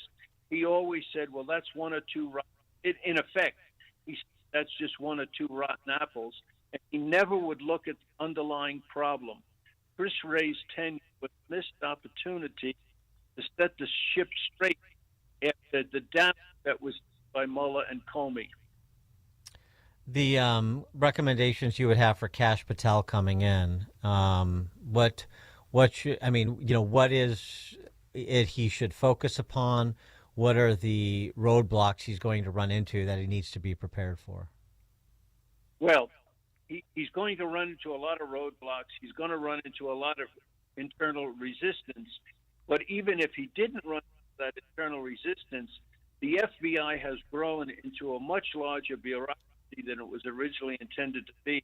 Even Chris Wray mentioned in his 60 thing last night, they're now up to 38,000 employees. A mere 10 or 20 years ago, there were under 20,000 people in total. There used to be 10,000 agent complement is about 13,000. They've taken a whole new cadres of people.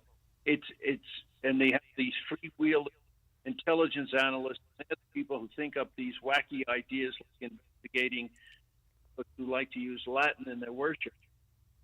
So it's a big job. The bureaucracy's been made bigger. There's extra layers of bureaucracy at the top. Kash Patel, or whoever becomes director, is going to be the single political appointee that the new president has. So that individual is going to need a lot of help. And what I've proposed it online in writing. I've tried to get word to people who are working on the transition. He needs a cadre, an advisory board, and I'm not the only one that believes this, of former agents who know the ins and outs of the Bureau to help guide and protect, preach to the current population the new mantra of the Constitution instead of this mantra that's risen up in the last dozen years of DEI and wokeism.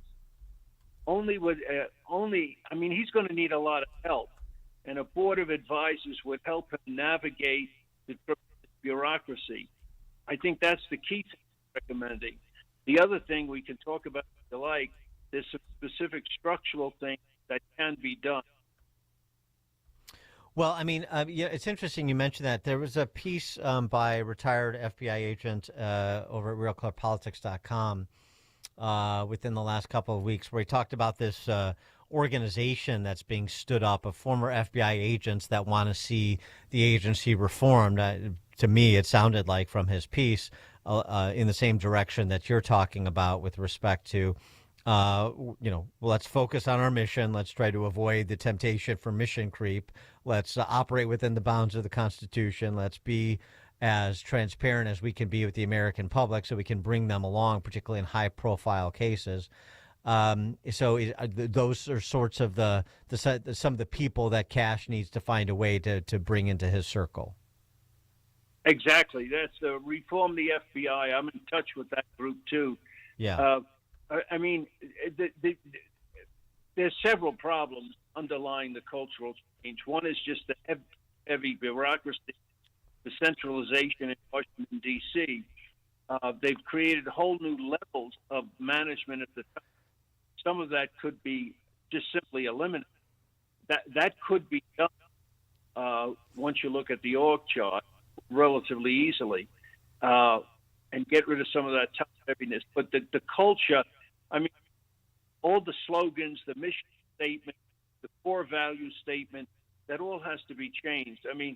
Under Ray went along with the earlier things that were laid by Comey under Obama of making DEI one of the core values of the FBI. And they've created, making it further top heavy, a whole office of diversity and inclusion headed by an assistant director. That all needs to be eliminated. DEI should not be the core value of the FBI. Inclusion should not be the slogan. The slogan, the buzzword I propose is the Constitution. Be guided by the Constitution. Repeat that word time and time again. And that's what the advisory group needs to preach within the Constitution, the Constitution, the Constitution. If they were thinking of that, they never would have proposed investigating Catholics. If they were thinking of that, Ray would have been outspoken in his opposition to the Attorney General's orders to monitor school board meetings, because that's a clear violation, a potential violation of the citizens' right to free speech assembly. So the buzzwords have to change. The culture has to change. And for that culture to change, how important is it that Comey, McCabe, Strzok, Page, all of the above, some of the above in some material way, if not criminally, then professionally, financially, that they be held accountable for what they did? Because it seems to me if those bad actors are not held accountable in some material way, then all of the reforms will just be very much, another memo like Chris Wray came in, I'm going to reform the agency in these 5 ways. And of course, whatever he had planned didn't work out into any particular effect. It seems to me you need to be made. You need some people who legitimately deserve a reckoning to be made an example of to drive the point home. Yes, and you have to recognize the problem. Former Attorney Bill Barr recognized the problem by the time he left. He recognized the problem coming in, quite frankly, and he proposed. Bill, and I have this in my book too. Bill Barr proposed to Wray. Wray was made director about 17 months. I may be a little off on that. Maybe 16 months before Bill Barr was made Attorney General, and Bill Barr, who was in contact with a lot of former and current FBI executives, knew the problem that Chris Wray would be having with the culture of the FBI. And he proposed to him, and he even provided names, an advisory group to Wray at that point. And Wray rejected it, pushed back. And that's the word I've been told. He pushed back to the against the Attorney General Barr, and he did not appoint or did not want to hear from the former FBI old school people in his mind. That was a missed opportunity. Changing culture is a very, very difficult thing. And I've looked at this, and culture has been changed in other organizations, in government and in the private sector. Back when Ford was having a lot of problems in the 60s and 70s, one of the leaders at Ford that said you got to get on a key word, and his key word at that point in Ford Motor Company, was teamwork. And he repeated the word teamwork in every remark he made to the people and in every memo sent out. And I think for the FBI, the word has to be, instead of DEI, instead of inclusion, the word has to be the Constitution, and keep repeating that. And if you have the Constitution in the front of your mind, you're not going to look at the American people as the enemy. You're going to look at the American people as people you have to protect. The enemy is still external. It's the jihadists. It's the Chinese. That's the enemy. And you have to repeat that word, the Constitution, again and again, and make it mantra. And I wish Cash could tell well, but I think that's what has to be done. Thomas Baker, real quick, retired FBI special agent who we're talking to. President Trump hired Christopher Wray to replace James Comey. Why do you think he turned on him? Well, that's a bit of a mystery, and that's, as I said in my piece, that's the tragedy of Chris Wray. He had the full support of the president. He could have really reformed and changed the FBI, and he had the support of an awful lot of the employees who were sick and tired of this wokeism, but he didn't do that. And then the Durham report came out almost 2 years ago now, when Chris Wray was there, and laid out in 300 pages all the errors that had been made, and he didn't use it as an action plan. He just said, well, those people aren't with us anymore. He just never saw the problem. I think that's the tragedy of Chris Wray. I think, to put it in very brutal words, I think Mueller and Comey were the bad guys who got the FBI off track. Chris Wray could have corrected it, but he just didn't have the heart for it. Yeah, he's an institutional man. Institutional man, corporate lawyer, institutional man. That's the whole thing. Protect the agency over, to your point, the Constitution or the spirit of the agency as it was, from its founding. But that's what we see over and over again. What people say is the swamp. What they're really saying is these institutional people that will protect the institution over doing what is correct. You got that right, Dan. And we saw it last night on television. He took any criticism of the FBI as an attack on the good, as he put it, the good working people. No, we're talking about your leadership. We're talking about your unwillingness to change the culture. That's the problem. That's the issue. Thomas Baker, retired FBI special agent and legal attaché, author of the book, The Fall of the FBI, How a Once Great Agency Became a Threat to Democracy. Thomas Baker, thanks for joining us again. Appreciate it. Thank you, Dan and Amy. Thank you both for everything you do. Thank you so much, sir. And he joined us on our turnkey.pro answer line. There's only one radio show in Chicago talking about today's biggest stories and telling you what they really mean. That show is this one, Chicago's Morning Answer on AM 560, The Answer. If you're living with dry age-related macular degeneration or dry AMD, you may be at risk for developing geographic atrophy or GA. GA can be unpredictable and progress rapidly, leading to irreversible vision loss. Now there's something you can do to slow it down and get it going slower. Izervay is proven to slow GA progression. Izervay gets GA going slower. Izervay or avacincaptad pagel is a prescription eye injection used to treat GA. Don't take it if you have an infection or active swelling in or around your eye. Izervay can cause eye infection, retinal detachment, or increased risk of wet AMD. Izervay may temporarily increase eye pressure. Your vision may be impaired after an eye injection or exam. Don't delay. Ask your doctor about Izervay today. Izervay gets GA going slower. Visit Izervay.com. That's IZERVAY.com. All right, if you're a business owner, listen up.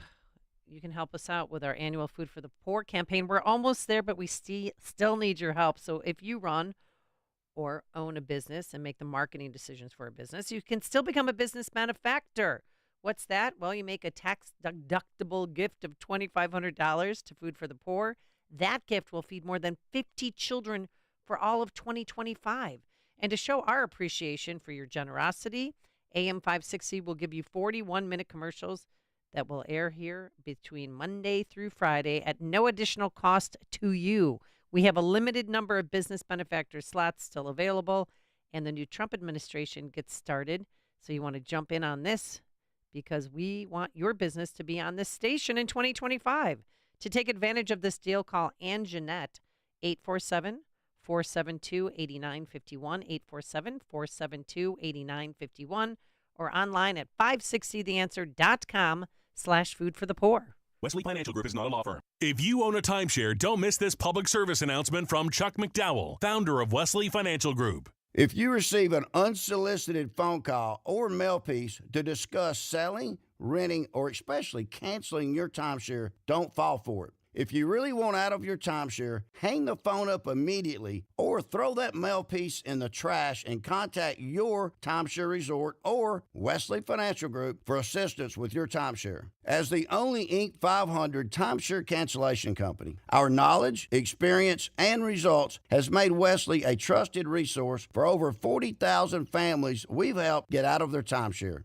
Give us a call, and I'll send you our timeshare exit information kit free with the straight facts about your timeshare and all of your options for cancellation. Call for your free info kit, 800-839-8484, 800-839-8484, 800-839-8484. AM 560, The Answer. All right, coming up on Chicago's Morning Answer. We'll talk money and markets, including last week's heavy losses in the market, with James Perry, Perry International Capital Partners, 838. And what do the latest job numbers mean? But now let's head into the newsroom. Here is Mike Scott. 831, 9 degrees above. Skies are sunny but very chilly outside. Tsunami warnings have been issued after a powerful earthquake in Japan. Here's Fox's Jonathan Savage. The magnitude of the quake was 6.9 according to Japan's meteorological agency. The epicenter just off the coast of the southern Miyazaki prefecture. Tsunami warnings have been issued there, along with the southwestern island of Kyushu and nearby Kochi Prefecture. It's not clear yet whether there's any significant damage, but nearby nuclear power plants report everything is fine with them. Japan is frequently hit by earthquakes, sometimes followed by deadly tsunamis. Jonathan Savage, Fox News. Southern California expected to see dangerous winds return today as wildfires continue to burn. On ABC's This Week, Governor Gavin Newsom. The governor's called for an independent review of why we didn't have enough water in places like the Palisades. There were also water pressure issues in Altadena. I support that independent review. Governor Newsom saying the death toll in the fires is up to 24 and there may be more. The Palisades, Eaton, and Hearst fires have been burning for 6 days now. One man is under arrest in Malibu. Police say he dressed like a firefighter and burglarized a home. A protest march over President-elect Trump's inauguration will be held in Washington, D.C. this weekend. The next day, of course, Trump is expected to hold rallies at many places around the Capitol and include D.C.'s Capital One Arena. One person is dead following an officer-involved shooting in North Riverside. Police officers responded yesterday to an emergency call about a disturbance in the 8500 block of Cermak Road, where a man was threatening those outside an apartment building with knives. During the encounter, an officer shot that man, leaving him dead later on. Man's family is looking for answers. There's beanbags, and there's stuff to hit at them. They're sitting there, there's stuff to hit at them, to get them down. And these officers are supposed to be trained.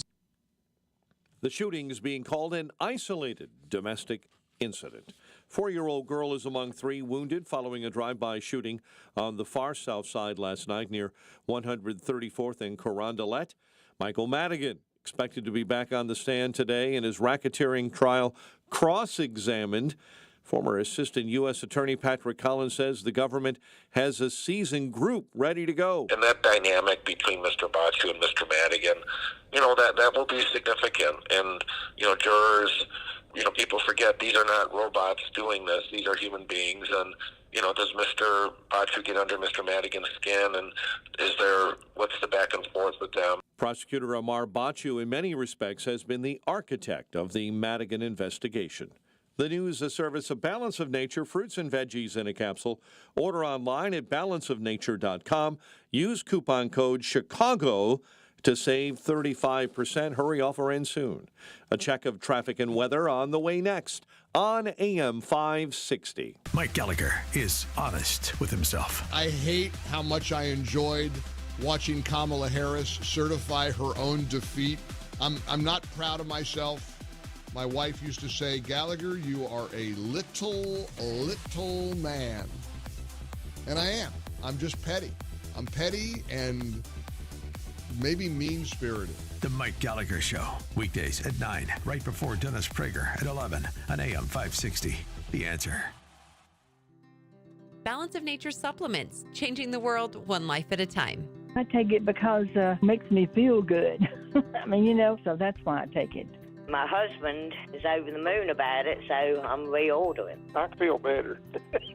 He's been on it for 8 months, if not longer. He took it for a while, for like 3 or 4 months, and then he stopped taking it. And then once he stopped taking it, he's like, I need that back again.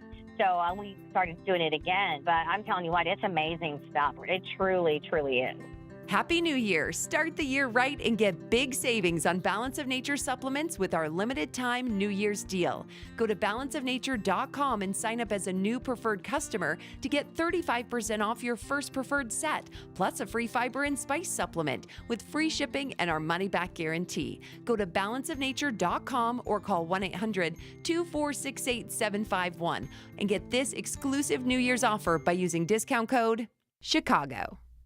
Chronic joint pain has a snowball effect. It's not just the pain. What that did is just make me depressed that I couldn't get back into the gym, and I was inactive, gaining weight. I had to find another alternative. And for Chad, that alternative was QC Kinetics and the non-surgical natural biologic treatments that can give lasting relief to aching hips, shoulders, knees, and backs. Once they explained it, it made sense. Putting what we have inside our body back into us in a certain strategic way to heal up in a natural process was fantastic. QC Kinetics treatments take place right in the office. No downtime, no surgery. And as for the outcome, I'm just back to bouncing around, having fun, doing my work, living pain-free. Don't let chronic joint pain rob you of your quality of life. Discover advanced regenerative medicine at QC Kinetics. Call now to learn more. It's a free consultation. Call QC Kinetics 312-809-5955. That's 312-809-5955. 312-809-5955. What's that juice you're drinking? That's my New Year's resolution. Your New Year's resolution is to drink juice? Well, it's to lower my blood pressure by drinking 120 Life. Oh, yeah, 120 Life. I think I've heard about that. It's the natural way to help control blood pressure. Yep, without the side effects of medication. It's formulated with a blend of superfruit juices, endorsed by thousands of health professionals. And it tastes great. Huh. So you just drink 120 Life? And watch my blood pressure numbers drop. Well, that's an easy New Year's resolution to keep. Try 120 Life yourself risk-free with a 2-week trial pack. They're so sure 120 Life can noticeably lower your blood pressure in 2 weeks, they'll give your money back if you're not satisfied. Order now. Go to 120life.com and use coupon code NEWYEAR to save 15%. Yes, start enjoying 120 Life for a new year with new lower blood pressure. Order now to save 15%. That's 120life.com. Use coupon code NEWYEAR at checkout. 8:38. Before we get to the morning troubles on the roads, we're following up breaking developments through the Chicago Police Department, who have confirmed one child is dead, another in serious condition. It all comes after being exposed to carbon monoxide on the city's northwest side in a home in the 3000 block of West Gunnison. We're waiting on more details, and we'll keep you advised on that developing story. Let's get an update on the roads. Team Hochberg Traffic Center time. 1 hour on the Kennedy inbound, O'Hare into the Burns Circle interchange. Big jam up Addison into Lake Street. Inbound on the Stevenson, you're jammed up Harlem to Kedzie. Slow and go inbound between Western and the Dan Ryan. Dan Ryan itself at 35 minutes from 95th into the Circle interchange. Solid traffic on DuSable Lakeshore Drive due to an accident southbound between Lawrence and Belmont. Chicago's Morning Answer with Dan and Amy continues next. AM 560 Weather Center forecast. Partly sunny, windy, and colder today. High 22. Clear and frigid. A low of 8 above overnight. 9 right now. Your next news update is at 9. Chicago's Morning Answer continues next on AM 560 The Answer. Now, from the Signature Bank Studios. Only the biggest stories, only the biggest guests, and only the biggest opinions. This is AM 560, The Answer.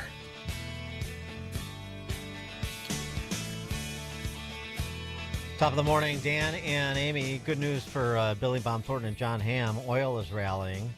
Bad news for us over the last week, us with 401ks and such, as the market is going in the wrong direction. I was told that it was only supposed to go up.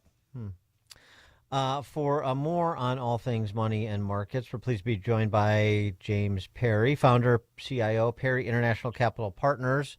Jim, thanks for joining us. Appreciate it. Thank you, Dan. Good morning. Good morning. I see futures are down this morning as well. NVIDIA leading the losers. That's not good news. NVIDIA sort of key to the market rally over the last year. What is happening? What is with this surge in bond yields and bond sell-off, government debt sell-off, and the market faltering? Right.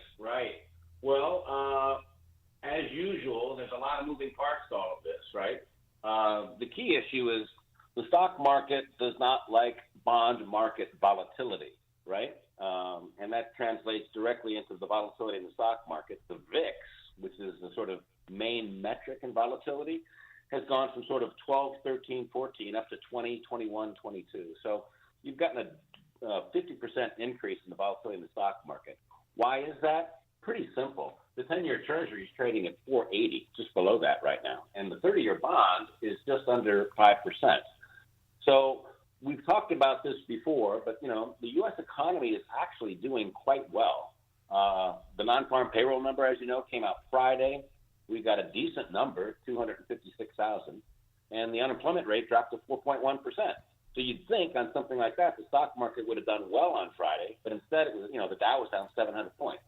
So what's driving stocks? Very simple. Higher interest rates are a reflection of higher inflation expectations, and that has to stop for the stock market to stabilize here.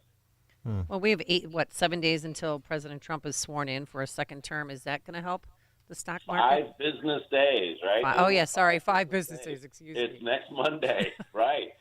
I've talked about the January 20th first day of the new administration for a while, and I think the market is going to do well. Maybe not right on the 20th, but you're going to see a sweeping array of policy initiatives that will go into effect immediately.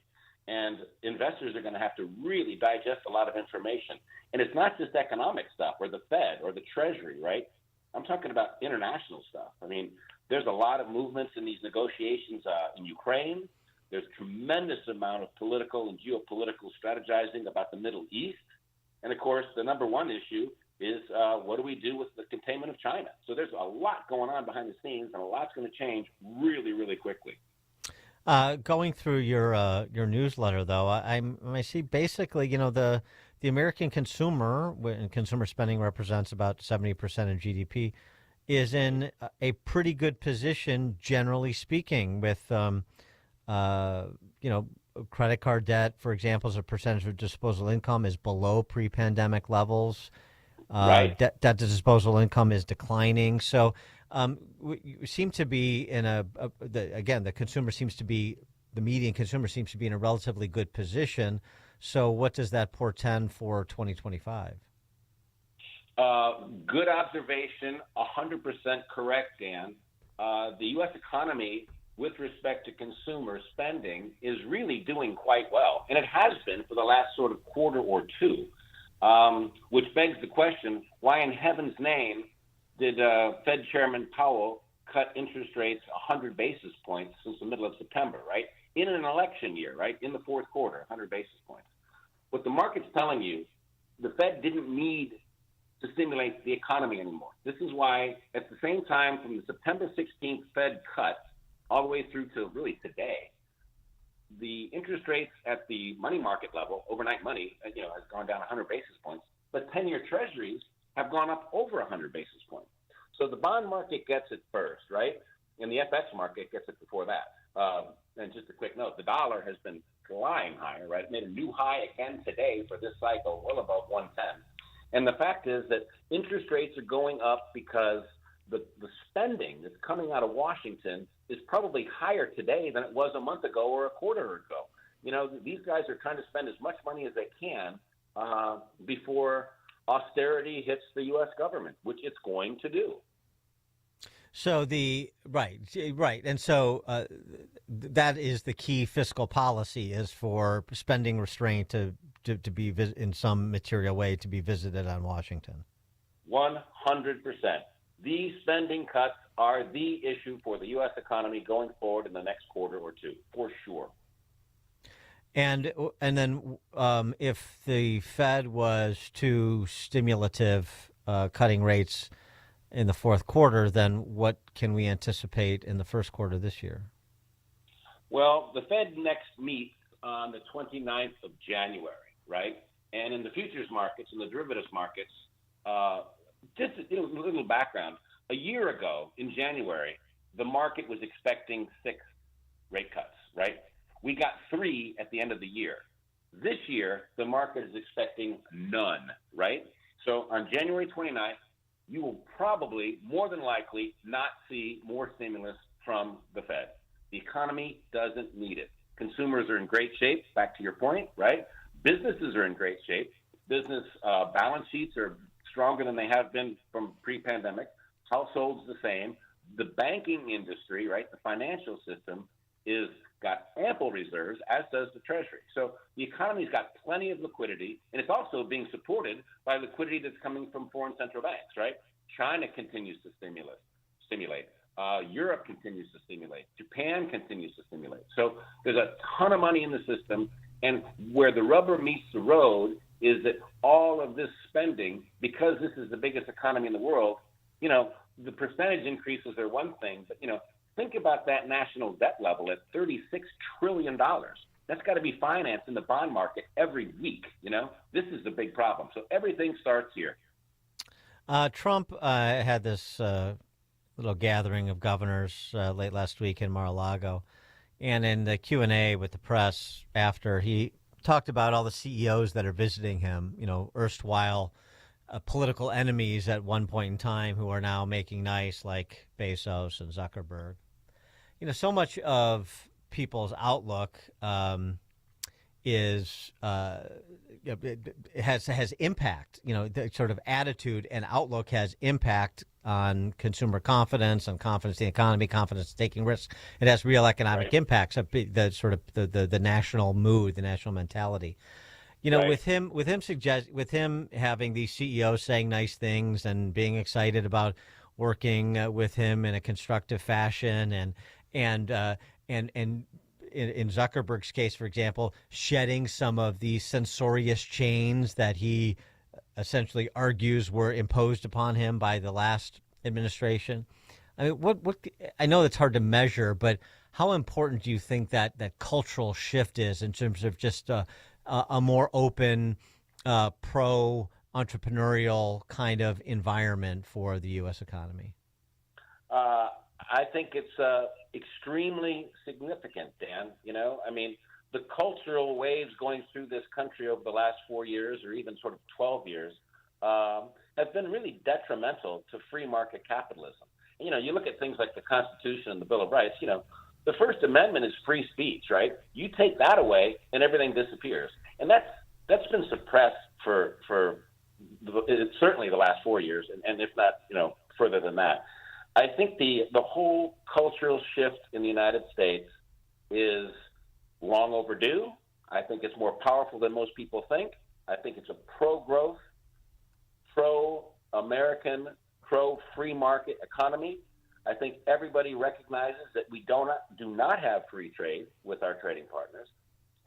We do not have security at our borders, and we do not have the rule of law that's actually following the law. And I think part of the reason that this administration came into power is that culturally, socially, people are really just fed up with it. Not just the costs, but the dangers, right? The threats that are hitting every household and every business, right? Crime and looting and this sort of stuff. It's got to stop. And finally, people are waking up to it, saying the reason we got here was because of all of this nonsense that's been pushed out by the social media and the mainstream media for years. And I think people are fed up with it, quite honestly. The thing you worry most about in the Trump administration in terms of policy, the top of it, as you sort of indicated, would be to not get substantial spending reduction done. That's number one, I gather. But is number two another concern, any sort of significant trade war with a major trading partner or two? I think that the tariff and trade issue is greatly misunderstood, and I'll get to that in a second. To your point, the ability to actually materially cut government spending is the most important domestic issue, right? And I did a podcast on Friday after the non-farm payroll number, and I get a lot of blowback on this, especially from my European client base. Most people, not most, maybe half the market doesn't believe that spending cuts can actually materialize. And I said, well, let's just think about this for a second. Do the math. The government brought in $5 billion worth of tax revenues last year and spent $7 billion. So your deficit's $2 billion, right? Pre-pandemic, the deficit was a quarter of what it is right now. And much of the stimulus spending is still in the economy, waiting for government agencies to spend it and distribute it. So this is the cause of inflation, right? So if you can actually cut $500 billion or so from this $2 billion budget deficit, 25%, I think that's a manageable number. And I brought up the point that, Javier Milei, right, the new president of Argentina, He was elected in November of 2023. At that time, the Argentinian economy was inflating at over 200%, 211%, right? Now it's 3%, all right? Can you imagine? 200 to 3. And how did he do it? He cut government spending by 30%, right? That's it. Bond prices went from 25 cents on the dollar to almost 70, right? This is a tripling of the price of a bond in Argentina in a year. That's just unprecedented, right? And yields went from something like 24% down to 9%. And the Argentinian stock market has almost quadrupled, right? So if you can imagine a 25% cut in spending here, imagine the support and the tailwind to the private sector of the U.S. economy versus the non-productive portion of the public spending. It will be phenomenal. So I'm very bullish on the economy going forward. Now, we've got to get through this high interest rate thing first, and maybe it's Monday, and maybe it's, the end of the first quarter or something. So I've been short bonds for 3 years. I'm not going to buy any right now, but at some point here, bonds are going to be a pretty good buy, and I'm just waiting to buy the dip on that. And when bonds become a buy, the stock market's going to become a buy. And the prospect of a trade war or trade wars is significantly less of a concern to you. Explain. It really is. A lot of people think that tariffs and trade wars are inflationary. And historically, that's true. They talk about Smoot-Hawley back in the 20s and the cause for the Great Recession. That's a whole different category than it was now. You got to remember that, and I just was reading this morning, China was reported this weekend, right, last night, reported that their trade surplus, so this is the Chinese economy trade surplus to the rest of the world was $1 trillion in the last 12 months. $1 trillion. Half of that is to the U.S., right? Now, a lot of that is front-running tariffs and the fact that imports into China have collapsed because of, sluggish domestic demand, stuff like that. But the point is that to reduce the trade deficit in this country, which Trump wants to do because he considers it a subsidy to the Chinese Communist Party, all you have to do is say, you want to keep sending stuff to this country? Great. The price is going to go up by double or whatever, some number, right? That's a threat, right? So what's China going to do? They're going to cut the cost of the goods they export to keep the 400 million people in China who are using or working in the manufacturing sector for exports to the West. Because if they don't keep them working, the Chinese economy collapses and the Communist Party is under threat. Probably the largest threat to the Communist Party that they've had really since Chairman Xi's been in power. So I think the trade deficit and tariff idea, if people just look at it in terms of increases to consumers, I think they're looking at half the picture. The fact is, Trump wants to get that balance back down to zero, and China cannot afford a trade war to this country. Mexico cannot afford a trade war to this country, nor can Canada. They have to cut prices, and they have to start importing goods from America back to their countries.